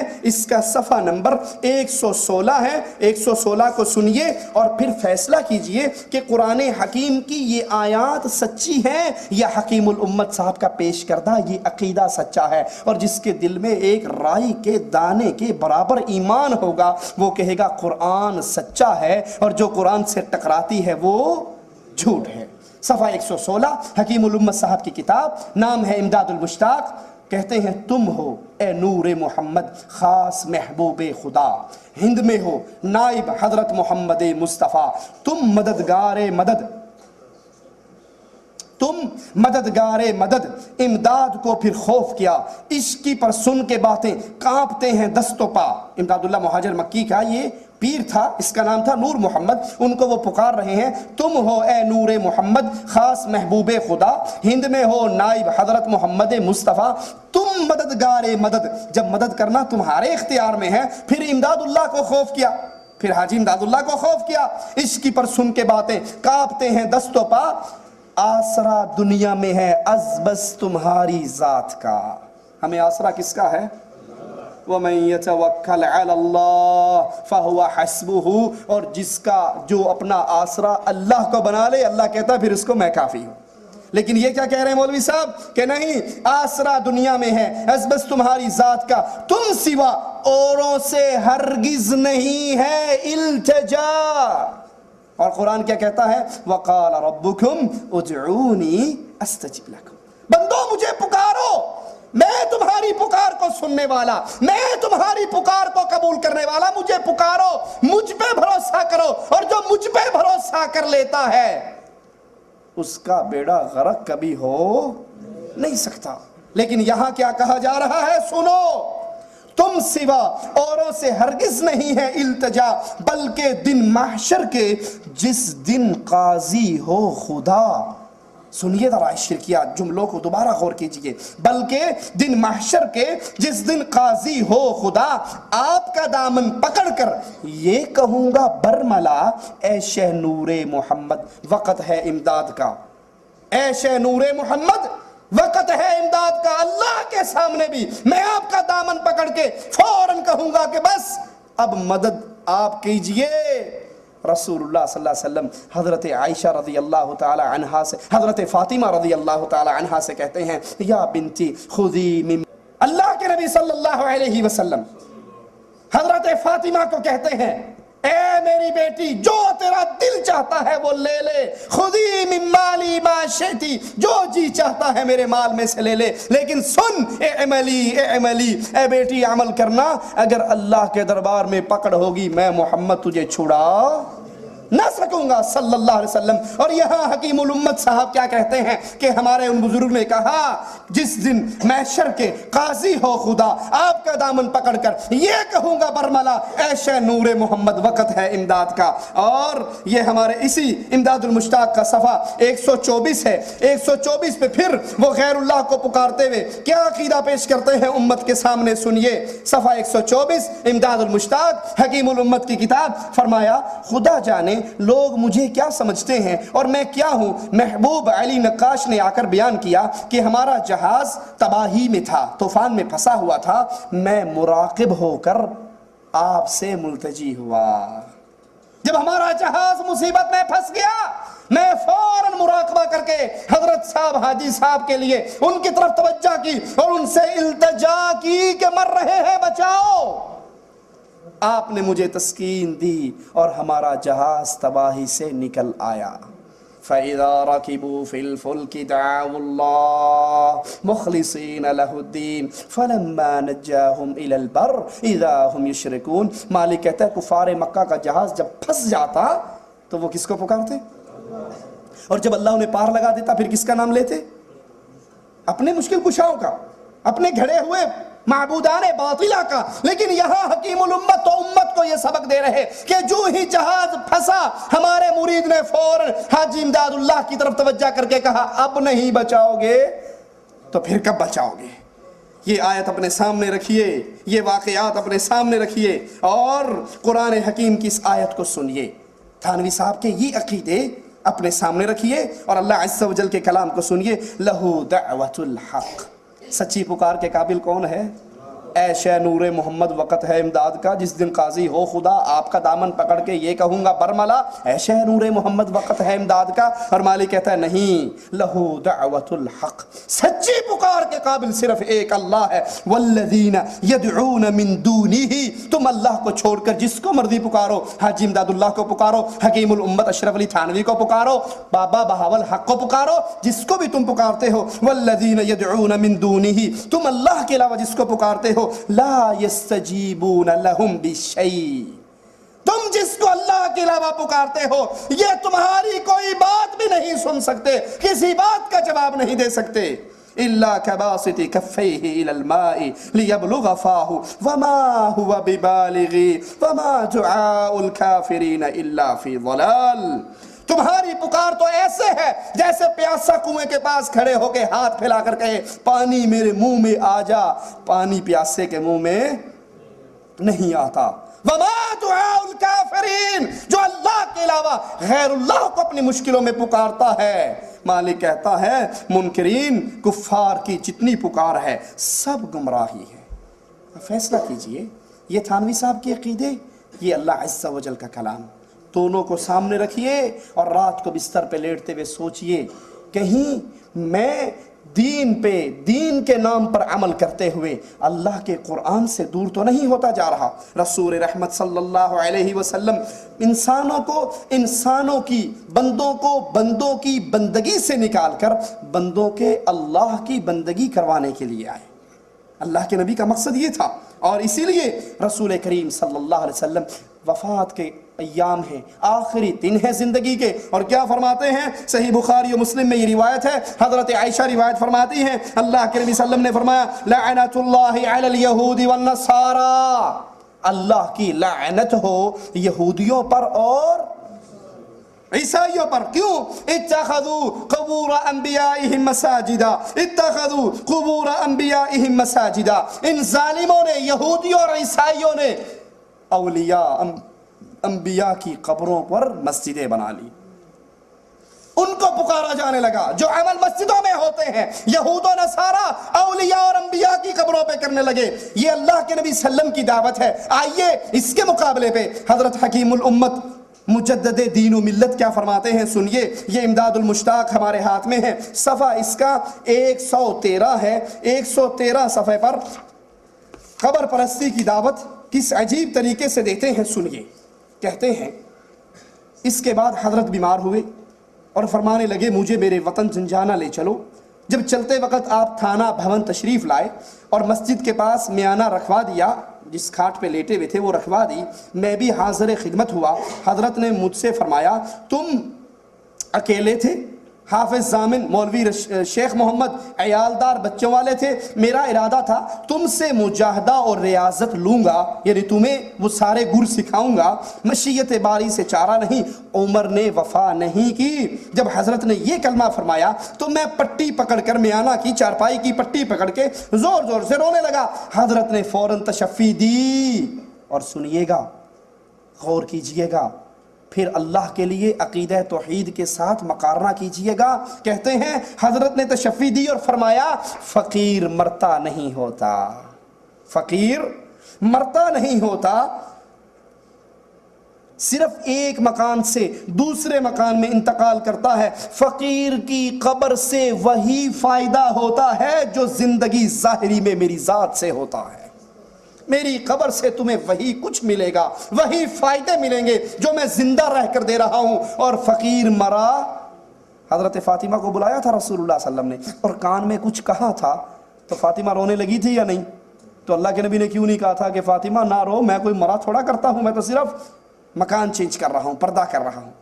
آپ نے دوبارہ تسلی دینے کے لیے یہ نہیں کہا کہ فاطمہ نہ رو، میں زندہ ہوں، میری قبر پہ آ کے مجھ سے ساری باتیں کر لیا کر. آپ نے فرمایا فاطمہ میں تو مر ہی رہا ہوں، اس موت سے چارہ نہیں ہے. ہاں تیرے لیے تسلی یہ ہے کہ میرے خاندان میں سب سے پہلے مجھے تو آ کر ملے گی. اور یہاں حکیم الامت کو تسلی کیسے مل رہی ہے؟ تشفی دی. فرمایا فقیر مرتا نہیں ہوتا، ایک مکان سے دوسرے میں انتقال کرتا ہے. فقیر کی قبر سے وہی فائدہ ہوتا ہے جو زندگی ظاہری میں میری ذات سے ہوتا تھا. فرمایا حضرت صاحب نے کہ میں نے حضرت کی قبر مقدس سے وہی فائدہ اٹھایا جو ان کی زندگی میں اٹھایا تھا. قبر سے مجھے وہی فوائد ملتے رہے، وہی فائدہ اٹھاتا رہا جو میں حضرت کی زندگی میں اٹھایا کرتا تھا، وہی میں مرنے کے بعد ان کی قبر سے اٹھاتا رہا. یہ ارواح ثلاثہ 169 اس کا صفحہ نمبر ہے. اور اس کے اندر دیکھیے قبر والوں کے ساتھ کیا کچھ انہیں مل جاتا ہے اور کیا کچھ عقیدے رکھتے ہیں. حالانکہ قرآن کہتا ہے جو مر کے زمین میں چلا گیا، دفن ہو گیا، اموات غیر احیاء وما یشعرون ایان یبعثون، یہ مردے ہیں، زندہ نہیں ہیں، ان کو اپنے اٹھائے جانے کا بھی شعور نہیں ہے. کون کہہ رہا ہے؟ قرآن حکیم. اور مجدد دین و ملت ایک اور بھی ہیں، ان کا نام ہے احمد رضا خان صاحب بریلوی. وہ اپنی ملفوظات میں لکھتے ہیں کہ جب تم بزرگوں کی قبروں پہ یا عام قبروں پہ جاؤ تو چاہیے کہ تم قدموں کی طرف سے ہو کر آؤ، پینتیوں کی طرف سے ہو کر آؤ، سرہانے سے نہ آؤ، تاکہ مردے کو دیکھنے اور پہچاننے میں آسانی ہو. باقاعدہ سکرین لگی ہوئی ہے، پورا ٹیلی کاسٹ ہو رہا ہے کون آ رہا ہے کون جا رہا ہے. اور اگر تم سرہانے کی طرف سے آؤ گے تو مردے کو پریشانی ہوگی، پھر اسے مڑ کر دیکھنا پڑے گا کون آیا ہے. تو بیچارے کو، مرے ہوئے کو، اس کی ہڈی ویسے گردن کی تھوڑی سی کمزور ہو چکی ہے، کیوں گردن مڑواتے ہو ٹوٹ ہی نہ جائے کہیں. ان کے مردے نیچے پڑے ہو کر بھی زندے ہیں. یہی بات کیا کہتے ہیں یہاں پر 169 پر ارواح ثلاثہ تھانوی صاحب فرماتے ہیں. فرمایا جنجانہ میں ایک صاحب کشف آئے. صاحب کشف عالم الغیب، جس کو پتا ہو جاتا ہے قبروں میں کیا ہے، جنت میں کیا ہے، جہنم میں کیا ہے، پیٹ میں کیا ہے، چاند 29 کا ہے یا 30 کا ہے. کہا ایک صاحب کشف آئے، حضرت میاں جیو کے مزار پر حاضر ہوئے. بعد میں انہوں نے کہا، سنیے ذرا، بعد میں انہوں نے کہا افسوس کس ظالم نے ان کو امام سید محمود کے پاس دفن کیا. یہ سید محمود کے ادب کی وجہ سے اپنے انوار روک کر پڑے ہوئے ہیں، اپنے انوار روک کر پڑے ہوئے ہیں. اگر کسی ویرانے میں ہوتے تو ان کے انوار سے دنیا جگمگاتی. قبر سے، قبر نہ ہوا پورا واپڈا کا دفتر ہو گیا. ان کی قبر سے ایسے انوار نکلتے، دنیا جگمگاتی. اگر فتنے کا اندیشہ نہ ہوتا تو میں ان کی ہڈیوں کو نکال کر دوسری جگہ دفن کر دیتا، پھر ان کے انوار و برکات کا مشاہدہ کیا جاتا. قرآن کہتا ہے جو مر گیا وہ مردہ ہے، زندہ نہیں ہے، اس کو یہ بھی شعور نہیں ہے کہ دوبارہ اٹھایا کب جائے گا. لیکن تھانوی صاحب کہتے ہیں نہیں، ہمارے مردے، ان کو سارا اختیار ہے. وہ کسی کے ادب کی وجہ سے اپنی کرامتوں کو روک کر پڑے رہتے ہیں، وہ زندہ ہیں، سب کچھ جانتے ہیں، سب کچھ کر سکتے ہیں. یہ 199 ارواح ثلاثہ کا صفحہ ہے. کہتے ہیں فرمایا ایک صاحب کشف حضرت حافظ صاحب رحمت اللہ علیہ کے مزار پر فاتحہ پڑھنے کے لیے آئے. سننا ذرا، توجہ کرنا. فاتحہ پڑھنے کے لیے آئے. فاتحہ پڑھنے کے بعد کہنے لگے بھائی یہ کون بزرگ ہیں، بڑے دل لگی باز ہے. یہ کون بزرگ ہیں، بڑے دل لگی باز ہیں. جب میں فاتحہ پڑھ رہا تھا اس مردے پر تو مجھے کہنے لگے جاؤ کسی مردے پر فاتحہ پڑھو. زندہ پر فاتحہ پڑھنے کے لیے آ گئے. دفنانے والوں سے غلطی ہوگی تھی. زندے کوئی بیوی تنگ ہوگی نا، اس نے مروا دیا ہوگا، دبا دو اس کو، بڈھا تنگ کرتا ہے. کہا میں ان پہ فاتحہ پڑھ رہا تھا تو یہ مجھے کہہ رہے تھے کہ جاؤ کسی مردے کے اوپر فاتحہ پڑھو. میں تو زندہ ہوں، شرم نہیں آتی تمہیں؟ تم زندے کے اوپر فاتحہ پڑھنے کے لیے آگے. اگر یہ اتنا کچھ کہہ سکتا تھا تو جب اس کا استنجا کروایا تب اس نے کیوں نہیں کہا شرم نہیں آتی، زندے کے کہاں کہاں ہاتھ لگا رہے ہو؟ اگر یہ اتنا کچھ کر سکتا تھا تو جب اس کے کپڑے پھاڑ کر کینچی سے کاٹ کر نکلوائے تھے اس وقت اس نے نہیں کہا شرم نہیں آتی، 300 روپے کا سوٹ برباد کر دیا، میں خود جا کے باتھ روم میں بدل کے چادریں پہن کر آ جاتا ہوں کفن کی. اس وقت تو پڑا رہا، کندھوں پہ چڑھا رہا، قبر میں اتر گیا، مٹی ڈلوا لی، سارا کچھ کروا لیا. تو پھر کہتا ہے غلط نہ سمجھنا، مجھے مردہ نہ سمجھنا، میں تمہارے ساتھ ڈرامہ کر رہا تھا۔ صفحہ 302 یہی ارواح ثلاثہ کہتے ہیں مولوی معین الدین صاحب مولانا محمد یعقوب کے بڑے صاحبزادے ہیں، ان کی کرامت وفات کے بعد ظاہر ہوئی۔ ولی کی کرامت کب ہوتی ہے؟ زندگی میں۔ یہ زندہ لاکھ کا، مرا سوا لاکھ کا۔ ان کی کرامت موت کے بعد واقع ہوئی، اور وہ کرامت کیا تھی؟ ایک مرتبہ نانوتوا شریف میں جاڑے بخار کی بڑی کثرت ہوئی، بخار بڑا پھیلا، سو جو شخص مولانا کی قبر سے مٹی اٹھا کر لے جاتا اور اپنے جسم سے باندھ لیتا، فوراً بخار اتر جاتا۔ یہ قبر کی مٹی نہیں، فیفا ڈول کا پورا ڈبہ ہو گیا۔ سو اس کثرت سے مٹی لوگ اٹھا اٹھا کر لے کر گئے کہ بچے ان کے پریشان ہو گئے، ادھر ریڑی ڈلوائی ادھر صاف، مفت میں سیدلیا کھل گئی تو کون خریدے گا، سب مفت میں لے کر جائیں گے نا، تو ادھر ڈالتے ادھر لے جاتے۔ بہت دفعہ ڈال کے جب تنگ آ گئے، ان کا ایک صاحبزادہ بڑا تیز مزاج کا تھا، وہ قبر پر آئے اور کہا بابا آپ کی کرامت ہو گئی، ہماری مصیبت ہو گئی۔ ادھر مٹی ڈالتے ہیں ادھر اٹھا لی جاتی ہے، سنو سنو۔ تھانوی صاحب کہہ رہے ہیں اس نے اس مردے سے کہا سنو، اور قرآن کہتا ہے اموات غیر احیاء وما یشعرون ایان یبعثون، یہ مردے ہیں سننے کے قابل۔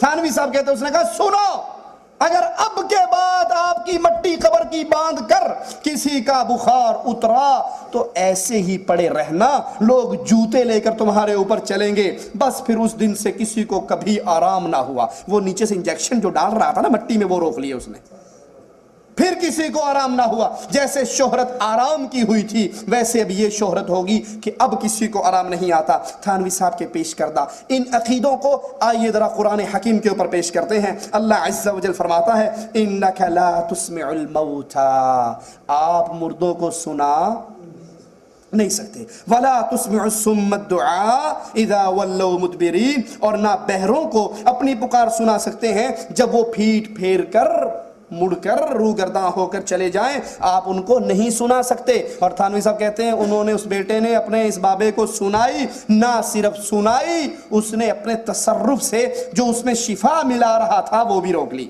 قرآن حکیم کے ایک اور مقام پہ غور کیجئے، وَمَا يَسْتَوِي الْأَحْيَاءُ وَلَا الْأَمْوَاتُ، مردے اور زندہ برابر نہیں ہیں، مردے اور زندہ برابر نہیں ہیں۔ ان اللہ یسمع من یشاء، اللہ تو جس کو چاہے سنا دے، اللہ تو جس کو چاہے سنا دے، نبی کے ذریعے بدر کے مرے ہوئے مشرکین کے کنووں کو پڑی ہوئی لاشوں کو سنا دے، اللہ تو جس کو چاہے سنا دے۔ وما انتا وما انتا وما انتا، اے رسول آپ، تھانوی کی بات نہیں صلی اللہ علیہ وسلم، تھانوی صاحب کی بات نہیں، پیر فقیر کی بات نہیں، وما انتا، اے نبی آپ بمسمع من فی القبور، جو مردے قبر میں دفن ہو گئے آپ بھی ان کو سنا نہیں سکتے۔ یہ اللہ کا قرآن۔ اور یہ تھانوی صاحب کا عقیدہ کہ نہیں، ان مردوں کو سب سنایا جا سکتا ہے، ان سے کلام کیا جاتا ہے، بلکہ وہ فاتحہ پڑھنے والے کو کہتے ہیں مردوں پر جا کر پڑھو، زندوں پہ پڑھنے کے لیے کیوں آگے۔ ان عقائد کو سامنے رکھیے اور قرآن حکیم کی اس آیت پہ غور کیجئے۔ وَمَنْ أَضَلُّ مِمَّنْ يَدْعُو مِن دُونِ اللَّهِ مَنْ لَا يَسْتَجِيبُ لَهُ إِلَى يَوْمِ الْقِيَامَةِ، اس سے بڑا ظالم کون ہے جو ان کو پکارتا ہے، جو ان کو پکارتا ہے، اے شے نور محمد وقت ہے امداد کا، ان کو پکارتا ہے جو مَنْ لَا يَسْتَجِيبُ لَهُ إِلَى يَوْمِ الْقِيَامَةِ، کہ یہ قبر کے مردے جن کو پکارا جا رہا ہے یہ تو قیامت کی دیواروں تک اپنے مریدوں کی بات کا جواب نہیں دے سکتے۔ کون کہہ رہا ہے؟ اللہ کا قرآن۔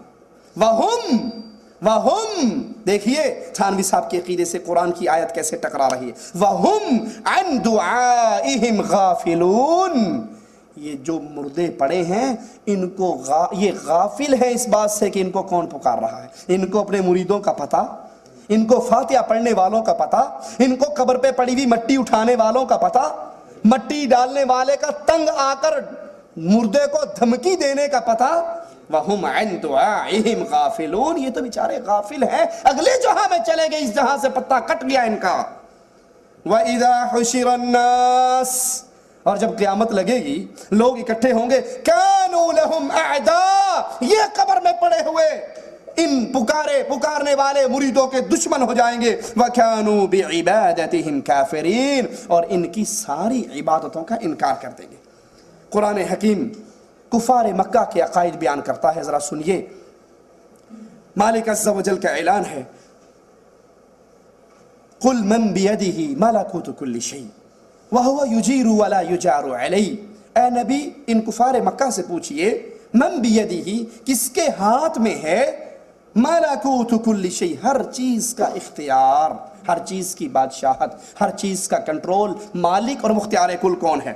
وَهُوَ يُجِيرُ وَلَا يُجَارُ عَلَيْهِ ان کنتم تعلمون, وہ پناہ دیتا ہے. کون ہے پناہ دینے والا؟ کون ہے جس کے ہاتھ میں سارا اختیار ہے, جو چاہتا ہے کر گزرتا ہے؟ اے نبی کفار مکہ سے پوچھئے. اور یہ کفار مکہ جواب میں کیا کہیں گے؟ سیقولون للہ, کہ یہ سب کچھ کرنے والا کون؟ اللہ عز و جل. اس کو سامنے رکھیے آیت کو, دل کے دریچے کھولیے, اور آئیے تھانوی صاحب اپنے بزرگوں کو مختار کل کی اتھارٹی کیسے عطا کرتے ہیں سنیے. یہ امداد المشتاق ہے, صفحہ اس کا 44 ہے. 44 نمبر صفحے پر کہتے ہیں کہ ایک دن غوث اعظم کون ہے؟ سب سے بڑا مددگار, سپرلیٹیو ڈگری ہے غوث اعظم. سب سے بڑا مددگار کون؟ جو اللہ کے علاوہ کسی اور کو غوث اعظم سمجھے, اس کی توحید خالص نہیں ہے. کہا تھانوی صاحب نے کہ ایک دن غوث اعظم 7 اولیاء کے ہمراہ بیٹھے ہوئے تھے. اچانک نگاہ بصیرت سے ملاحظہ فرمایا, بیٹھے تو بند حجرے میں تھے, کمرے میں تھے, اچانک بصیرت کی نگاہ سے, ان کی 4 آنکھیں ہوتی, 2 ظاہر 2 اندر والی آنکھ سے کیا دیکھا کہ ایک جہاز قریب ہی غرق ہو رہا ہے, غوطے کھا رہا ہے, ڈوب رہا ہے. آپ نے ہمت سے, توجہ باطنی سے اس کو غرق ہونے سے بچا لیا, اس کو غرق اور تباہ ہونے سے بچا لیا.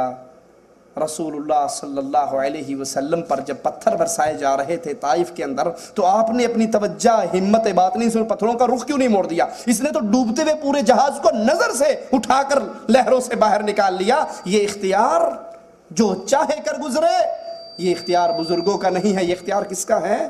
ملکوت کل شیء, ہر چیز کا مختار کل صرف ایک اللہ ہے. کہا نہیں, ہمارے جو یہ بزرگ تھے انہوں نے ڈوبتے ہوئے جہاز کو دیکھا, فوراً توجہ کی, نگاہ ڈالی, اور نگاہ کا ڈالنا تھا کہ وہ ڈوبا ہوا جہاز فوراً پانی پہ آ گیا. ان کی نگاہوں میں کمال کتنا ہوتا ہے ذرا سنیے. تھانوی صاحب کہہ رہے ہیں, عام بندہ کہتا تو آپ شاید ہنستے کہ کسی کا لطیفہ سنا دیا مولوی صاحب نے. یہ حکیم الامت فرما رہے ہیں, صفحہ 157 ہے. کہتے ہیں ہمارے حضرت حاجی صاحب سے سنا میں نے کہ ایک بزرگ مشغول بحق بیٹھے ہوئے تھے. مشغول بحق سمجھتے ہیں؟ حق سے مراد اللہ. یہ مشغول تھے, اللہ کے ساتھ باتیں ہو رہی تھی. انٹرنیٹ تو اب آیا نا, یہاں پہلے سے رابطے چلتے ہیں. ایک بزرگ مشغول بحق بیٹھے ہوئے تھے, ایک کتا سامنے سے گزرا. غور کیجئے, یہ کتا شاہ بننے لگا ہے. ایک کتا سامنے سے گزرا, اتفاقاً اس بزرگ کی نظر اس کتے پر پڑ گئی. اس کتے پہ نظر پڑنے کا اتنا اثر ہوا کہ وہ کتا جہاں جاتا باقی کتے اس کے پیچھے پیچھے ہو لیتے, اور جہاں وہ کتا بیٹھتا باقی کتے حلقہ مریدی بنا کر اس کے ارد گرد بیٹھ جاتے. پھر تھانوی صاحب کہتے ہیں مسکرا کر فرمایا, وہ کتا کتوں کا شیخ بن گیا. یہ نظروں کا کمال. بابا اگر کتے کے اوپر نظر ڈال دے, کتا شیخ بن جائے, کتے کا بھی رابطہ بحال ہو جائے, باقی کتے اس کے گرد مراقبہ کر کے بیٹھے, یہ کتا باقی کتوں کو دیکھے تو ساروں کا دل جاری ہو جائے. کہا بزرگوں کا عجیب اثر ہوتا ہے, عجیب برکت ہوتی ہے. ایک بزرگ کے پاس ایک کتا آنے جانے لگا تھا, اس کا نام انہوں نے کلوا رکھا تھا. ایک مرتبہ کئی دن ہوئے وہ نہیں آیا. بزرگ رقیق القلب ہوتے ہیں, اس کتے کے بارے سے, اس کتے سے بھی دل کی محبت تعلق ہو گیا تھا. دریافت کیا, فرمایا کہ بھئی کلوا کئی دن سے نہیں آیا. انہوں نے تو ویسے ہی کہا تھا, اور مریدین معتقدین اس کی تحقیق و تلاش کے در پہ ہو گئے. دیکھا تو وہ پیر کا کتا ایک کتیا کے پیچھے پھر رہا تھا. ان لوگوں نے آ کر کہہ دیا حضرت وہ جو کتا آپ کے پاس آتا تھا وہ تو کسی اور کے پیچھے لگ گیا ہے۔ وہ کچھ دنوں کے بعد وہ کتا آیا تو بزرگوں نے کہا میاں تم بڑے نالائق ہو، ہمارے پاس بھی آتے ہو اور پھر کتیا کے پیچھے بھی جاتے ہو۔ یہ سن کر اس کتے کو بڑا دکھ ہوا، فوراً روانہ ہوا، تھوڑی دور جا کر ایک سوراخ میں سر دے کر مر گیا۔ ان کی بزرگوں کی نظروں کا کمال دیکھا آپ نے؟ کتے پہ اگر یہ نظر ڈال دیں تو وہ کتا بھی ولی بن جاتا ہے، باقی کتوں کا شیخ بن جاتا ہے۔ یہ ارواح ثلاثہ ہے، صفحہ 133 ہے۔ 133 پر یہ نظروں کا کمال اور نظروں کے ذریعے ہدایت۔ آپ نے سنا ہوگا نا، نگاہ مرد مومن سے بدل جاتی ہیں تقدیریں، نگاہ مرد مومن سے بدل جاتی ہیں تقدیریں۔ ہم کہتے ہیں گر نگاہ مرد مومن سے بدل جاتی ہیں تقدیریں، مجاہد میدان میں کیوں لے کر جاتا ہے شمشیریں؟ نگاہ مرد مومن میں یہ کمال ہے تو رسول اللہ نے احد کے میدان میں زرہ کیوں پہنی تھی؟ نگاہ مرد مومن میں کمال ہے تو رسول اللہ نے احد کے میدان میں صحابہ کی ایک جماعت کو اس پہاڑی کے درے پہ کیوں بٹھایا تھا؟ ایک نگاہ ڈالتے اور سب الٹے ہو جاتے۔ سنو دیکھ اب ان نظر میں کیسا کمال ہوتا ہے۔ کہ ہمارے ایک سید صاحب تھے، وہ گزرے خانم کے بازار سے، خانم سمجھتے ہو نا، کوٹھے والیوں کے بازار سے گزرے، وہاں ایک نکڑ پر ایک رنڈی کا کوٹھے والی کا مکان تھا، اور یہ رنڈی بھی کوئی عام نہیں تھی، بہت خوبصورت تھی، بڑی پڑھی لکھی تھی، عام گاہک اس کے پاس جاتے بھی نہیں تھے اور بڑے بڑے لوگ آیا کرتے تھے۔ یہ اس دن بن سنور کر دروازے پہ کھڑی تھی، ان کے سید صاحب وہاں سے گزرے، بس ایک نظر اس کے اوپر ڈالی، ایک نظر اس رنڈی پہ ڈالی اور ایک نظر ڈال کے یہ تو چل پڑے۔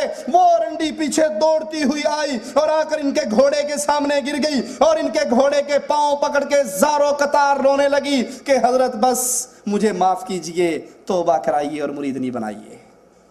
آئیے ذرا ان تمام واقعات کو سامنے رکھ کر ہم رسول اللہ صلی اللہ علیہ وسلم کے بارے میں ایک منظر آپ کے سامنے رکھتے ہیں۔ چچا ابو طالب بڑا پیار کرنے والا چچا ہے، اتنی محبت کرنے والا ہے کہ جس سال وہ مر جاتا ہے نبی اس سال کا نام عام الحسن رکھ دیتے ہیں۔ اس سے اتنی محبت ہے، اللہ کے نبی کے ساتھ اس کو اتنی محبت ہے کہ رات کا وقت ہوتا ہے، نبی شیب ابی طالب میں کہتے ہیں میں رات کو اٹھتا تو دیکھتا چچا میرے سرہانے پہ کھڑا ہوا اور کہتا ہے اے محمد صلی اللہ علیہ وسلم کھڑے ہو جاؤ، اپنا بستر چھوڑ دو اور آؤ میرے بستر پہ سو جاؤ، تیرے بستر پہ میں سو جاتا، یا ایک روایت کے مطابق تیرے بستر پہ میرا بیٹا سو جاتا ہے۔ کوئی پوچھے تو کیوں؟ کہا اس لیے کہ اگر دشمن رات کی تاریکی میں وار کرے تو محمد بچ جائے، میرا بیٹا مر جائے صلی اللہ علیہ وسلم۔ اتنی محبت کرنے والا چچا کہ جب کفار نے آ کر کہا تھا اس کو روک لے، نبی کی آنکھوں میں آنسو آئے اور نبی نے کہا ایک ہاتھ پہ چاند ایک پہ سورج رکھ دو، میں دعوت توحید سے باز نہیں آ سکتا۔ ابو طالب نبی کی آنکھوں میں آنے والے آنسو کو برداشت نہ کر سکے، کہا جاؤ اپنی دین کی دعوت دو، تیری طرف اٹھنے والی ہر آنکھ کو پھوڑ ڈالوں گا، ہر ہاتھ کو کاٹ ڈالوں گا۔ نبی کہتے ہیں میں آخری وقت اس چچا کے سرہانے پہ گیا، اس کے لبوں سے اپنے کان کو لگایا، کہا یا عمی قل لا الہ الا اللہ فی اذنی وحاج لک بہ عند ربی یوم القیامہ۔ چچا ایک مرتبہ لا الہ الا اللہ کہہ دو میرے کان میں اپنے اللہ کے دربار میں اس لا الہ الا اللہ کو دلیل بنا کر پیش کروں گا۔ ابو بکر نے کہا جنت میں، عمر نے کہا جنت میں، عثمان نے کہا جنت میں، بلال نے کہا جنت میں، معاویہ نے کہا جنت میں، تو میرے چچا نے بھی تو یہی کہا تھا۔ نبی توجہ کر رہے یا نہیں؟ نبی منتیں کر رہے یا نہیں؟ آنکھ بھی ہے، نگاہ بھی ہے، زبان بھی ہے، منتیں بھی ہے، اور بار بار دہرا رہے ہیں اپنے جملوں کو۔ اور چچا آخر میں کہتا ہے اموت علی دین عبد المطلب، میں تیرے دین کے پیچھے نہیں باپ کے دین پہ مرتا ہوں۔ تمہارے بزرگوں کی آنکھوں میں جو کمال، نظروں میں جو کمال، جدھر نظر ڈال دیں ان کی زندگیاں بدل جائیں، ایک آنکھ سے توبہ کر لیں۔ یہ کمال رسول اللہ کی نگاہ میں کیوں نہ تھا؟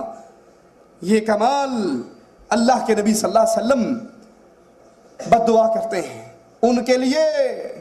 جب نبی احد کے میدان میں گڑھے میں گرے، کیا کہا تھا؟ کیف یفلح القوم، یہ کیسے فلاح پائیں گے؟ اپنے نبی کا ماتھا پھاڑ دیا، حالانکہ میں ان کو جنت کی طرف بلاتا ہوں اور میرا ماتھا پھاڑتے ہیں، میرے دانت توڑ دیے ہیں۔ کیف یفلح القوم، یہ کیسے فلاح پا سکتے ہیں؟ عرش والا کہہ دیتا ہے نبی لیس لک من الامر شیء، نبی آپ تو کہتے ہو یہ فلاح کیسے پا سکتے ہیں؟ لیس لک من الامر شیء، آپ کا اختیار ہی کچھ نہیں۔ او یتوب علیہم او یعذبہم فانہم ظالمون، میں چاہوں ان کو عذاب دے دوں، چاہوں ان کو معاف کر دوں، آپ کا اختیار۔ نبی نگاہ کی توجہ بھی کر رہے، نبی منتیں بھی کر رہے، نبی بددعائیں بھی کر رہے، لیکن جو کمال تھانوی صاحب اپنے بزرگوں کی نظروں میں مانتے ہیں وہ کمال رسول اللہ صلی اللہ علیہ وسلم کے اندر نہیں۔ آئیے دیکھیے چند باتیں اور بات کر کے اپنی بات ختم کرتا ہوں۔ یہ ارواح ثلاثہ ہے، اس کا صفحہ 274 ہے۔ 274 پہ آپ نے سنا ہوگا نا پیروں فقیروں کا فنا فی اللہ، فنا فی الشیخ، فنا فی الرسول، شیخ میں فنا ہوا، پھر رسول میں فنا ہوا، پھر اللہ میں فنا ہوا۔ اس کی دعوت کیسے دیتے ہیں؟ صفحہ 274 کہا، خان صاحب نے فرمایا ایک دفعہ مولانا گنگوہی، رشید احمد گنگوہی جوش میں تھے، تصور شیخ کا مسئلہ درپیش تھا، فرمایا کہ کہہ دوں؟ کہا کہہ دو، پھر فرمایا کہہ دوں؟ کہا کہہ دو، پھر فرمایا کہہ دوں؟ کہا کہہ دو۔ کہا 3 سال تک حاجی امداد اللہ کا چہرہ میرے دل میں رہا اور میں نے ان سے پوچھے بغیر کوئی کام نہیں کیا۔ حاجی امداد اللہ 3 سال تک، میں فنا فی الشیخ ہوا تو شیخ میرے دل میں رہا اور میں ان سے پوچھے بغیر کوئی کام نہیں کرتا تھا۔ پھر جوش اور بڑھا تو کہا کہہ دوں؟ کہا کہو۔ کہا کہہ دوں؟ کہا کہو۔ کہا کہہ دوں؟ کہا ہاں۔ کہا پھر 12 سال تک رسول اللہ میرے دل میں رہے اور میں نے ان سے پوچھے بغیر کوئی کام نہیں کیا۔ پھر کہا کہہ دوں؟ اور جوش پیدا ہوا۔ یہ بندے میں جوش ہے، یہ ہنڈیا میں جوش آ رہا۔ کہا اور جوش پیدا ہوا۔ کہا کہہ دوں؟ کہا کہہ دو۔ کہا کہہ دوں؟ کہا کہہ دو۔ کہا رہنے دو، رہنے دو۔ لوگوں نے اصرار کیا، بہت زیادہ اصرار کیا، تو پھر کہنے لگے اس کے بعد احسان کا مرتبہ رہا، یعنی پہلے امداد اللہ کا چہرہ میرے دل میں رہا، اس سے پوچھے بغیر کوئی کام نہیں کیا، پھر رسول اللہ کا چہرہ رہا، اس سے پوچھے بغیر کوئی کام نہیں کیا، پھر نعوذ باللہ اللہ کے اندر میں حلول کر گیا، فنا فی اللہ ہو گیا، اور پھر اللہ سے پوچھے بغیر میں نے کوئی کام نہیں کیا۔ یہ عقیدہ اللہ کے لیے سوال کرتا ہوں، کیا یہ عقیدہ اللہ اور اس کے رسول کی تعلیمات کے مطابق ہے؟ کیا یہ دعویٰ کبھی ابو بکر نے کیا؟ ابو بکر کے پاس تو مرنے والے کی نانی آتی ہے، کہتی ہے کہ یہ مرنے والے کی نانی ہوں، بتاؤ میرا حصہ کتنا ہے، اور ابو بکر کہتے ہیں مجھے پتا نہیں ہے، میں اپنے کسی نبی کے صحابی سے پوچھوں گا، کوئی دلیل ہوئی تو بتا دوں گا۔ ابو بکر کے دل میں نبی کا چہرہ کیوں چھپانے والی تھا کہ وہیں سے پوچھ کے بتا دیتے۔ یہ ہمارے ہاتھ میں بہشتی زیور ہے، اس کا 8واں حصہ، 8ویں حصے کا صفحہ نمبر 41 ذرا سنیے۔ کہتے ہیں کہ ایک بزرگ بیان کرتے ہیں، ہمارے پیر کی مریدنی تھی، اس کا بیٹا سکول میں پڑھنے گیا، استاد نے کسی کام بھیجا، وہ پانی میں گرا اور ڈوب کر مر گیا۔ استاد کو خبر ہوئی، اس نے حضرت سیری کے پاس خبر دی، سیری سکتی اٹھے، اس مریدنی کے گھر چلے گئے اور اس کو صبر کی نصیحت کرنے لگے اور یہ صبر کا مضمون بیان کیا۔ وہ بی بی مرید، پیر تو پیر، یہ پیرنی بھی بڑی سرکار شے ہے، وہ بی بی کہنے لگی بابا یہ صبر کی باتیں مجھے کیوں سنا رہے ہو؟ کہا تیرا بیٹا صبح ڈوب گیا تھا ایک جگہ پہ اور مر گیا ہے، اس کی تجھے تلقین کرنے آیا ہوں کہ صبر کر، اللہ سے اجر پا۔ کہنے لگی میرا بیٹا؟ کہا ہاں تیرا بیٹا۔ کہا میرا بیٹا کبھی نہیں ڈوبا۔ یہ کہہ کر کہا چلو اس جگہ پر جہاں میرا بیٹا ڈوبا تھا۔ وہ صبح کا ڈوبا ہوا، شام ہو گئی اور یہ اس کو پکڑ کے لے آئی۔ وہاں پر پہنچ کے اس لڑکے کا نام زار تھا، دریا کے کنارے پہ کھڑے اور کہا زار۔ اس نے امام غائب کی طرح سر نکال کر کہا جی اماں جان۔ کہا چل چلیے کر لوں۔ اشرف علی تھانوی بہشتی زیور 8واں حصہ صفحہ نمبر 41۔ صبح کا ڈوبا ہوا، رات ہو گئی، اس نے کہا زار، اس نے سر باہر نکالا جی اماں جان، کہا کر چلیے، باہر آ گئی، گھر چلے گئے۔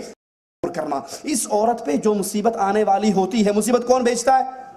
اللہ بھیجتا ہے نا۔ کہا اس عورت پہ جو مصیبت آنے والی ہوتی ہے اس کو پہلے سے خبر کر دی جاتی ہے، لیکن اس مصیبت کی خبر نہیں کی گئی، تو خبر کون کرتا ہے؟ تو اللہ بھول گیا نا، اس نے خبر نہیں کی، اس لیے وہ زندہ ہو گئی۔ کہا اس پر مصیبت آتی ہے تو وہ فوراً اس کو اطلاع کر دی جاتی ہے، اور اس دفعہ اس کو وہ اطلاع نہیں دی گئی۔ یہ اشرف السوانے ہے، اس اشرف السوانے کا صفحہ نمبر 15 ہے۔ یہاں پر بھی مردے زندہ ہو کر آ رہے ہیں، کیسے ذرا سنیے۔ تھانوی صاحب کہتے ہیں پردادا قافلے کے ساتھ جا رہے تھے، راستے میں ڈاکوؤں نے حملہ کیا، وہیں پہ مر گئے، وہیں دفن ہوئے، اور پھر رات جب ہوئی شہادت کے بعد ایک عجیب واقعہ ہوا، شب کے وقت مثل زندہ گھر میں تشریف لے آئے، اور اپنے گھر والوں کو مٹھائی لا کر دی اور کہا اگر تم کسی سے ظاہر نہ کرو گی تو اسی طرح روز آیا کروں گا. یہاں پہ ہم پاکستان کا ایک واقعہ آپ کو سناتے چلیں.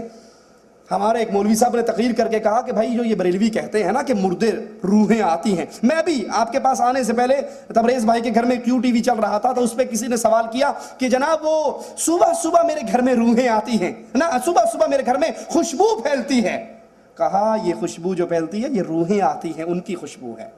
تو مولوی صاحب نے تقریر کی درس دیا کہ یہ روحیں شوہیں نہیں آتی، سب کھانے پینے کا ڈرامہ ہے. تو بریلوی مولوی نے تقریر کر کے کہا کہ یہ وہابی مولوی بکواس کرتا ہے، میرے ابا جان کو فوت ہوئے 5 سال ہو گئے، ہر جمعرات کو امی کے پاس آتے ہیں.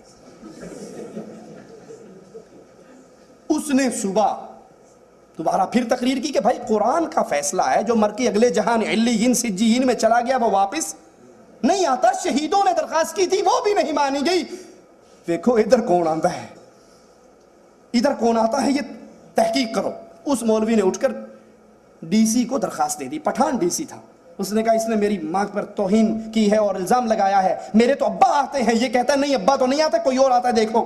تو جب وہ دونوں پیش ہوئے اس پٹھان ڈی سی کے پاس تو اس نے کہا او مولوی صاحب ہماری تو سیاست کے جھگڑے ختم نہیں ہوتے، ہمارے اپنے مسائل ہیں، تم نئے نئے فتنے کرتے ہو، نئے نئے ڈرامے کرتے ہو. اس کی ماں اس کا باپ ہے، اس کے پاس آتا ہے، تمہیں کیا تکلیف ہے؟ تو اہل حدیث مولوی نے سر نیچے کر کے کہا ڈی سی صاحب خان صاحب وہ تو مر گیا ہے. کہتا ہے مر گیا اور مارا پھر تمہارے گھر میں کون آتا ہے؟ تو یہ دونوں سلسلے ان کے ہاں روحیں آتی ہیں. سنیے تھانوی صاحب کیا فرماتے ہیں، میرے پردادا مر گئے، رات کو مثل زندہ گھر پہنچ گئے، گھر والوں کو مٹھائی بھی لا کر دی اور فرمایا اے میری خوش دامن بی بی اگر تم کسی سے ظاہر نہ کرو گی اسی طرح روز آیا کروں گا، مٹھائی لایا کروں گا. انہوں نے کہا اچھا ٹھیک ہے، لیکن پھر ان کو یہ اندیشہ ہوا کہ جب بچے مٹھائی کھائیں گے تو لوگ پتہ نہیں کیا کیا شبہ کریں گے کہ مرد ہے نہیں، یہ ٹوکرے مٹھائی کے کہاں سے آ رہے ہیں. صبح کو کہہ دیا کہ رات تھانوی کا پردادا آیا تھا وہ مٹھائی لایا تھا. کہا پھر اس کے بعد میرے پردادا کبھی نہیں آئے. قرآن کہتا ہے کہ شہیدوں نے کہا اللہ ایک مرتبہ ہمیں دنیا پہ بھیج دے، ہم وہاں جا کر پھر تیرے راستے میں شہید ہونا چاہتے ہیں. ان کو تو نہ بھیجا گیا. اس نے شہید نے کہا قال یا لیت قومی یعلمون بما غفر لی ربی وجعلنی من المکرمین. کاش میری قوم کو پتہ لگ جائے اللہ نے مجھے کیا انعام دیا ہے. وہ تو واپس نہ آئے لیکن یہاں سنیے تھانوی صاحب کیا فرماتے ہیں، کس کو واپس بلاتے ہیں. کہا مولوی فخر الحسن مولوی احمد امروہی میں آپس میں کوئی چپکلش تھی، تنازع بڑھ گیا. مولوی محمود الحسن شیخ الہند وہ اگرچہ اس جھگڑے میں شریک تو نہ تھے لیکن وہ بھی کسی ایک طرف جھک گئے. تو ایک دن کیا ہوا، صبح کی نماز کے بعد مولانا رفیع الدین نے مولوی محمود الحسن کو اپنے حجرے میں بلایا جو دارالعلوم دیوبند میں ہے، ارواح ثلاثہ صفحہ 233، حکیم اشرف التھانوی.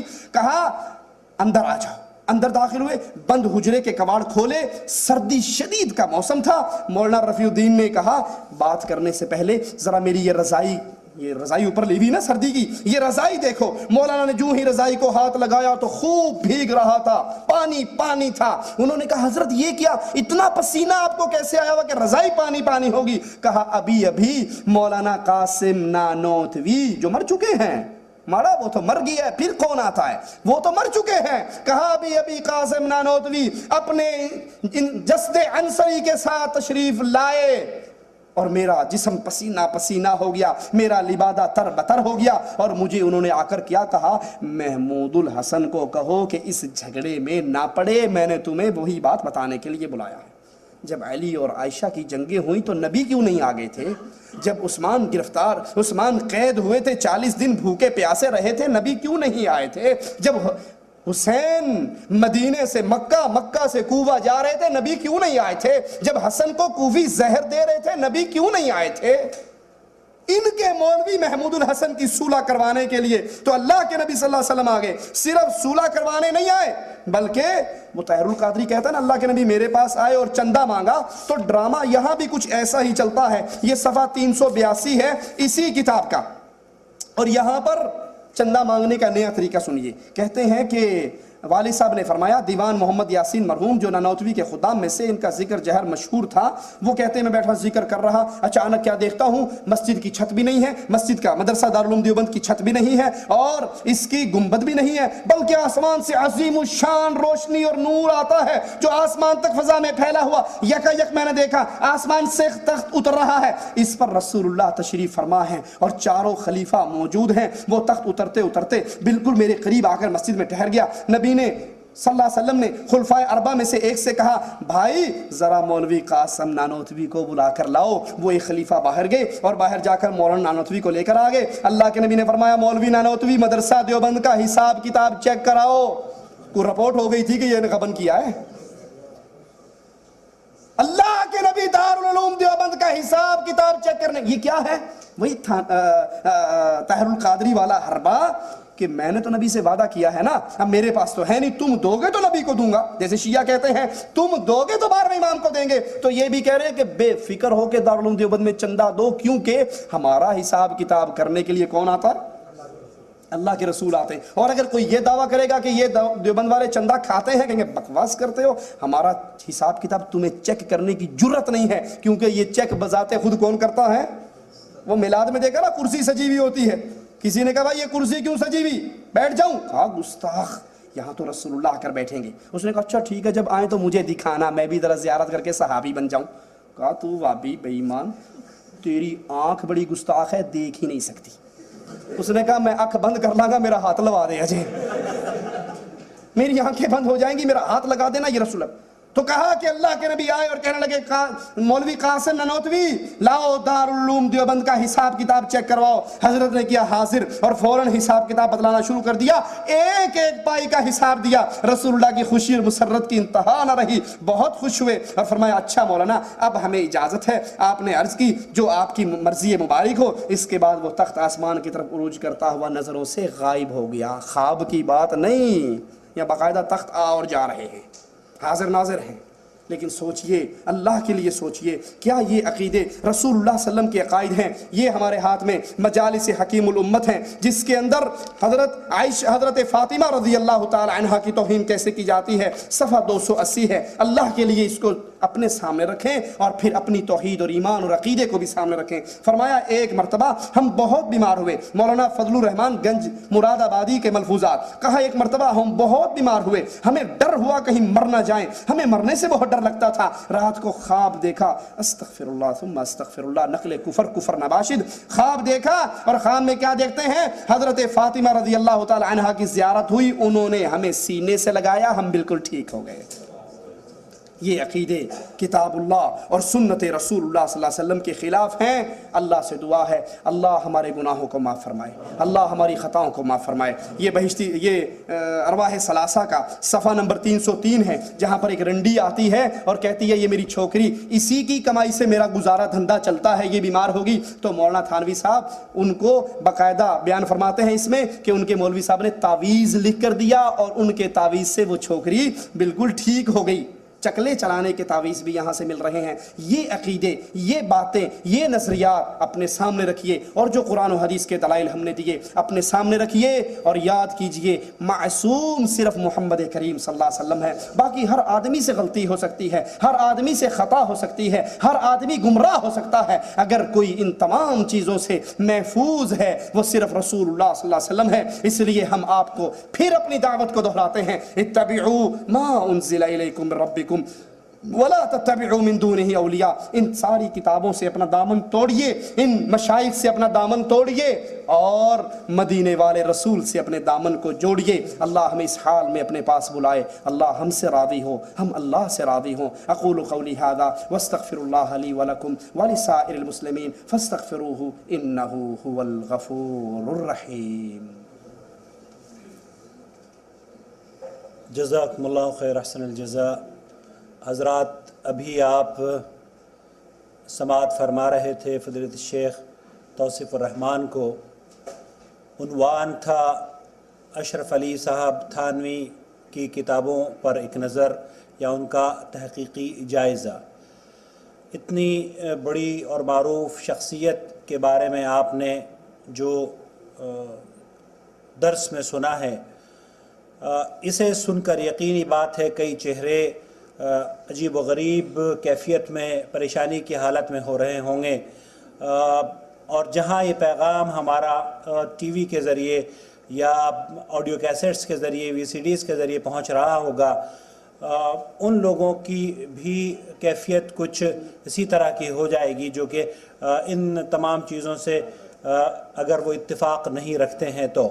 لیکن ہم یہاں جو مقصد ہمارے بیان کرنے کا ہے یا یہ پیغام جو آپ تک ہم لے کر آج آپ کی خدمت پہ پیش کرنے کی سعادت ہم لوگوں نے حاصل کی ہے، اس کا مقصد صرف یہ ہے کہ اسلام کے صاف اور شفاف چہرے پر جو تقلیدی ذہنیت یا اکابر ہمارے علماء کرام کی شخصیت پرستی ابھر کر آئی ہے، ہم کسی طریقے سے اس شخصیت پرستی سے لوگوں کو چھٹکارا دلانے کی ایک دعوت پیش کر سکیں اور لوگوں کے سامنے حق و باطل رکھ سکیں تاکہ وہ حق کو قبول کر لیں اور باطل سے کم از کم وہ اسے برا جان کر اس سے مرنے سے پہلے اس سے توبہ کر لیں۔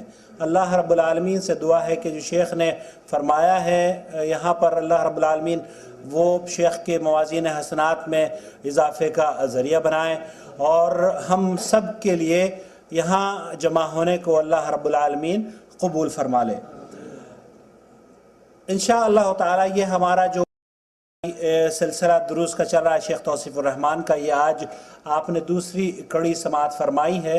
اس سے پہلے شہادت حسین کے عنوان پر گزشتہ ماہ تقریر ہوئی تھی اور آئندہ ماہ بھی انشاءاللہ تعالی 19 اپریل کو انشاءاللہ تعالی کوشش کی جائے گی کہ یہیں اسی مقام پر آپ لوگوں سے دوبارہ ملاقات ہو۔ 19 اپریل کی تاریخ یاد رکھیے گا اور اس سے پہلے رابطے میں رہیں تاکہ اگر کچھ اس میں تبدیلی ہو تو وہ آپ لوگوں کو مطلع کیا جا سکے۔ اخوان کی خواہش تھی کہ شیخ معراج ربانی سے رابطہ کیا جائے اور ان کو بھی مدعو کیا جائے، تو ان لوگوں کے میں ان کو بتانا یہ چاہتا ہوں کہ شیخ معراج ربانی سے گزشتہ ہفتے رابطہ ہوا اور ان سے بھی انشاءاللہ تعالی وقت لے کر بہت جلد ہی انہیں بھی جدید دعوت سینٹر کی طرف سے یہاں پر مدعو کیا جائے گا۔ اب سوال و جواب کی نشست کا آغاز کرتے ہیں۔ آپ لوگوں کے پاس اگر کوئی سوال ہوں اور خاص طور پر اس ٹاپک سے ریلیٹڈ تو براہ کرم وہ ہمارے سامنے پیش کر دیں تاکہ ہم شیخ کی خدمت میں وہ رکھ سکیں۔ یہ جو عناوین آپ لوگوں کے سامنے پیش کیے جا رہے ہیں یہ صرف اس لیے ہیں کہ آپ لوگ ان عناوین کو سن کر، ان تقریروں کو سن کر متنبہ ہو جائیں اور یہ پیغام آپ مختلف ممالک میں کوشش کریں کہ کسی نہ کسی ذرائع سے ٹی وی کے ذریعے یا انٹرنیٹ کے ذریعے دوسروں تک کی بات پہنچ سکے۔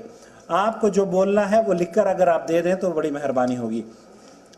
شیخ صاحب سوال ہے، سوال یہ ہے کہ شیخ صاحب آپ ایک عرصے تک ویڈیو کے خلاف ہوا کرتے تھے، آج آپ نور ٹی وی کے بارے میں بھی کام کر رہے ہیں، براہ کرم رہنمائی فرما دیجیے۔ سوال مجھے دے دیں، سوال خود ہی پڑھتا رہتا ہوں۔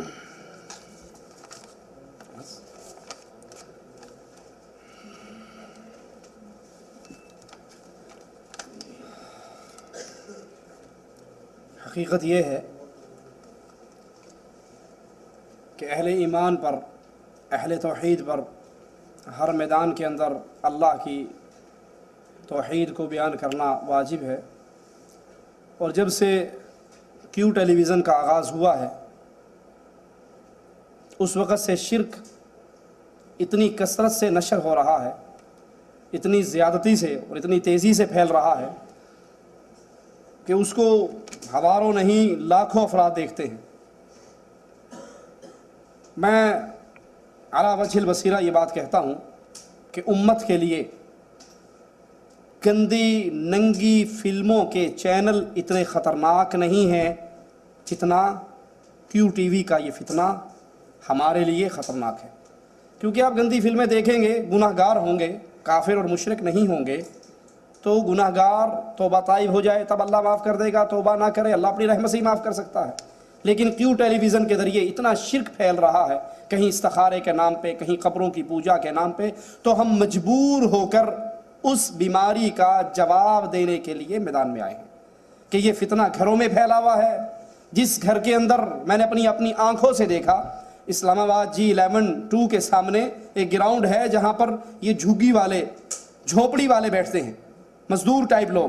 ان کے گھروں کے پاس سے میں گزرا، شاید ان کے گھر کے اندر کھانے کو کھانا نہ ہو، آٹا نہ ہو، لیکن ڈش انٹینے کی لعنت ہر گھر پہ سجی ہوئی ہے، اکثر گھروں پہ سجی ہوئی ہے. اور جب محرم اور رمضان کا مہینہ آتا ہے تو محرم کے اندر بھی گانے سننے جائز نہیں ہے نا؟ کیا خیال ہے؟ باقی دنوں میں جائز ہے، محرم میں جائز نہیں ہے. تو محرم اور رمضان میں خصوصی طور پر کیوں ٹیلی ویژن کو ہی دیکھا جاتا ہے، اور یہ کھلا کر شرک کی دعوت دے رہا ہے. تو ہم اس زہر کا علاج کرنے کے لیے نور چینل کو لے کر آگے چلے ہیں کہ جہاں جہاں تک یہ کفر اور شرک پھیل رہا ہے، اللہ ہمیں توفیق دے، ہم وہاں تک اللہ کی توحید کا پیغام پہنچائیں. رہے وہ گھر، میری دعوت کو یاد کیجئے اور میرے اس موقف کو سامنے رکھیے، رہے وہ گھر جن گھروں کے اندر ٹیلی ویژن نہیں ہے، جن گھروں کے اندر ٹیلی ویژن نہیں ہے، پاک صاف ہے، اللہ اس کو مزید پاک صاف رکھے اور ایسے گھروں میں اور اضافہ فرمائے. ہماری ان کو قطعاً دعوت نہیں ہے کہ وہ ہمارا چینل چلنے کے بعد ٹی وی خرید کے گھر میں لا کے رکھیں. ہم تو یہ تریاق ان مریضوں کے لیے لے کر آئے ہیں جن کو ایڈز کینسر لگ چکا ہے. جو گھر بچے ہوئے ہیں اللہ بچائے اور اللہ پاک رکھے ان گھروں کو مزید ان فتنوں سے. لیکن جو گھر شرک کی دلدل میں یہاں اس حلق تک پھنس چکے ہیں، ان کو نکالنے کے لیے ہمارے اور آپ کے پاس کیا انتظامات ہیں. اور اس کے ساتھ ساتھ مفتی اعظم شیخ ابن باز رحمۃ اللہ علیہ کا وہ فتویٰ بھی یہاں پر دہرانا ضروری سمجھتا ہوں کہ انہوں نے، اور میرے پاس وہ ویڈیو کے اندر موجود ہے، شیخ نے کہا اس وقت واجب ہے امت کے علماء پر، وہ کتاب کے ذریعے، ریڈیو کے ذریعے اور ٹیلی ویژن کا نام لے کر شیخ نے کہا کہ ٹیلی ویژن کے ذریعے تو دعوت توحید پہنچائیں. میرا موقف کب تبدیل ہوا، یہ بھی ایک سوال ہے. میں اسلام آباد سعودیہ سے جب واپس چلا گیا تو اسلام آباد میں تھا G11-2 کی مسجد میں، اور ایک بوڑھے بزرگ آدمی باشرہ مواحد سلفی پکے دیندار، ان کی دینداری کا اندازہ کر لو کہ وہ ٹانگوں سے گھٹنوں سے معذور، کھڑے ہو کر نماز نہیں پڑھ سکتے، بیٹھ کے آ کر نماز پڑھتے تھے، اور صف اول کے نمازی. ایک دن میں بیٹھا ہوا، میرے پاس آ کر بیٹھ گئے، کہنے لگے شاہ صاحب میں نے آج کیوں ٹیلی ویژن پر یہ مسئلہ یوں سنا ہے، تو آپ کیا فرماتے ہیں؟ میں نے کہا اللہ، جب اس 5 وقت کے اہل حدیث نمازی کے گھر میں کیوں ٹیلی ویژن کا زہر پہنچا ہوا ہے تو پھر بچے گا کون سا گھر؟ تو ہم ان بیماروں کے لیے یہ تریاق لے کر آئے ہیں. اللہ ہمیں معاف فرمائے اور ہماری اس جد و جہد کو قبول فرمائے. آمین. تفہیم القرآن میں مولانا مودودی مرحوم و مغفور لکھتے ہیں، پہلی بات آپ کے اور میرے پاس کیا علم ہے کہ وہ مرحوم جن پر رحم کیا جا چکا، مغفور جن کو معاف کیا گیا، وہ معاف بھی ہو گئے، ان پر رحم بھی ہو گیا. آپ کے اور میرے پاس اس کی کوئی دلیل؟ زیادہ سے زیادہ یہ کہا جا سکتا ہے کہ اللہ ان کو معاف کرے. کسی کے بارے میں کہا، میں مودودی صاحب کا نام نہیں لے رہا، کسی اینی ون کسی کے بارے میں کہا جائے تو یہ کہا جائے اللہ ان کو معاف کرے، اللہ ان پر رحم کرے. یہ کہنا جائز نہیں کہ آپ اسے کہو یہ مرحوم بھی ہے اور یہ مغفور بھی ہے. کن حالات میں ضعیف حدیث قابل قبول ہوتی ہے؟ جو حدیث ضعیف ہے اور اس کا ضعف واضح ہے اسے قبول نہیں کیا جائے گا. ہمارے لیے قبول کرنے کے لیے صحیح احادیث کا ذخیرہ اللہ کی رحمت سے موجود ہے.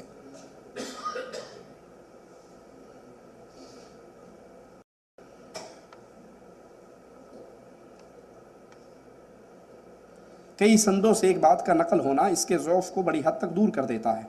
اگر ایک حدیث کسی ضعیف سند کے ساتھ آتی ہے اور وہ حدیث کسی صحیح سند کے ساتھ آتی ہے تو ہم صحیح سند والی روایت کو قبول کریں گے. اگر ضعیف کی کئی اسناد ہیں، کئی روایات ہیں اور ہر روایت اس کی ضعیف ہے تو اس کو قبول نہیں کیا جائے گا.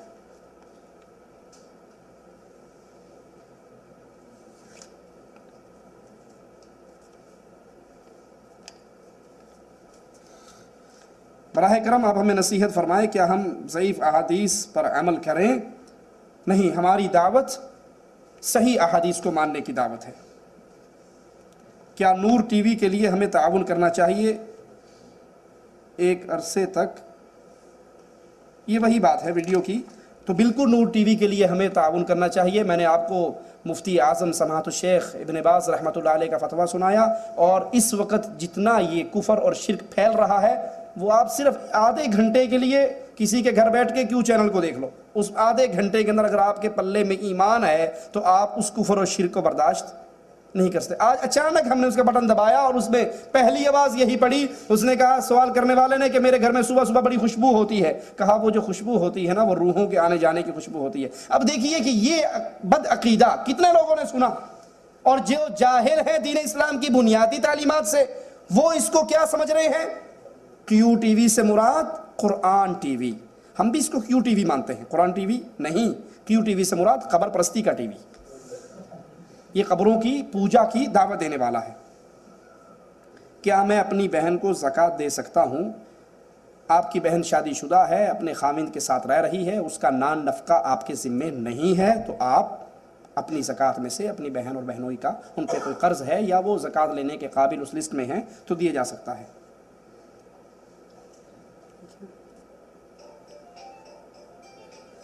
اللہ سے ڈر جاؤ میرے بھائی، اس بیل کو تبدیل کر لو، یہ حرام ہے، یہ موسیقی ہے، یہ گناہ ہے، اور خاص طور پہ جب یہی بیل مسجد کے اندر بجے گی تو گناہ مزید بڑھ جائے گا۔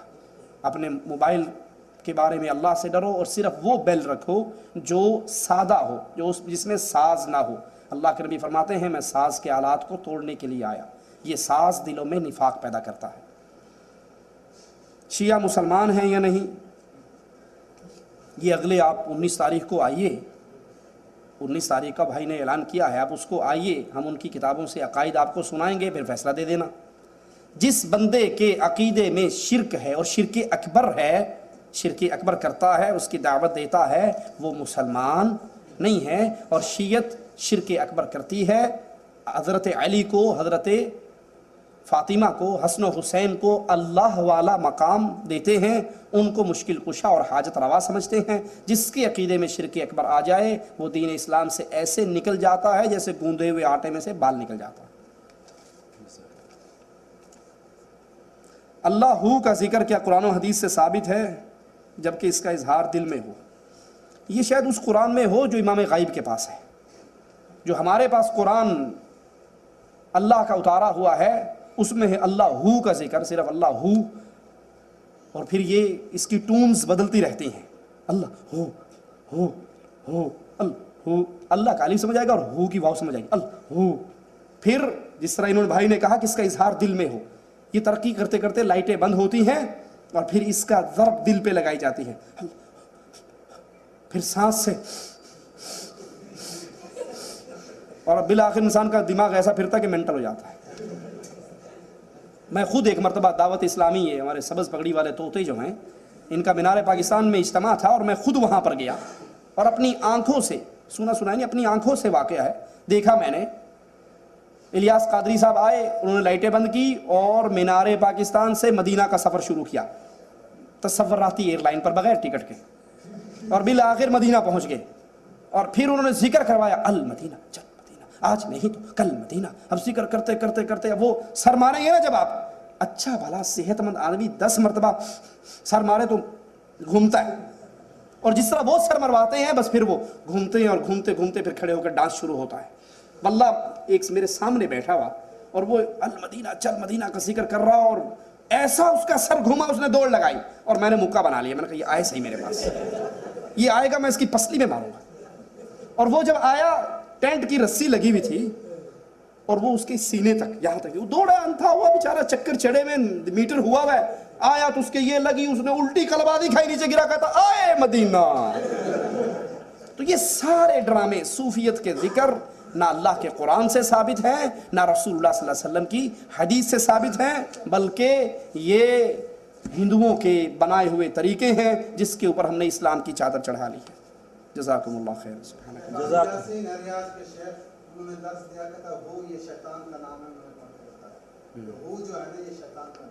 جزاکم اللہ خیر۔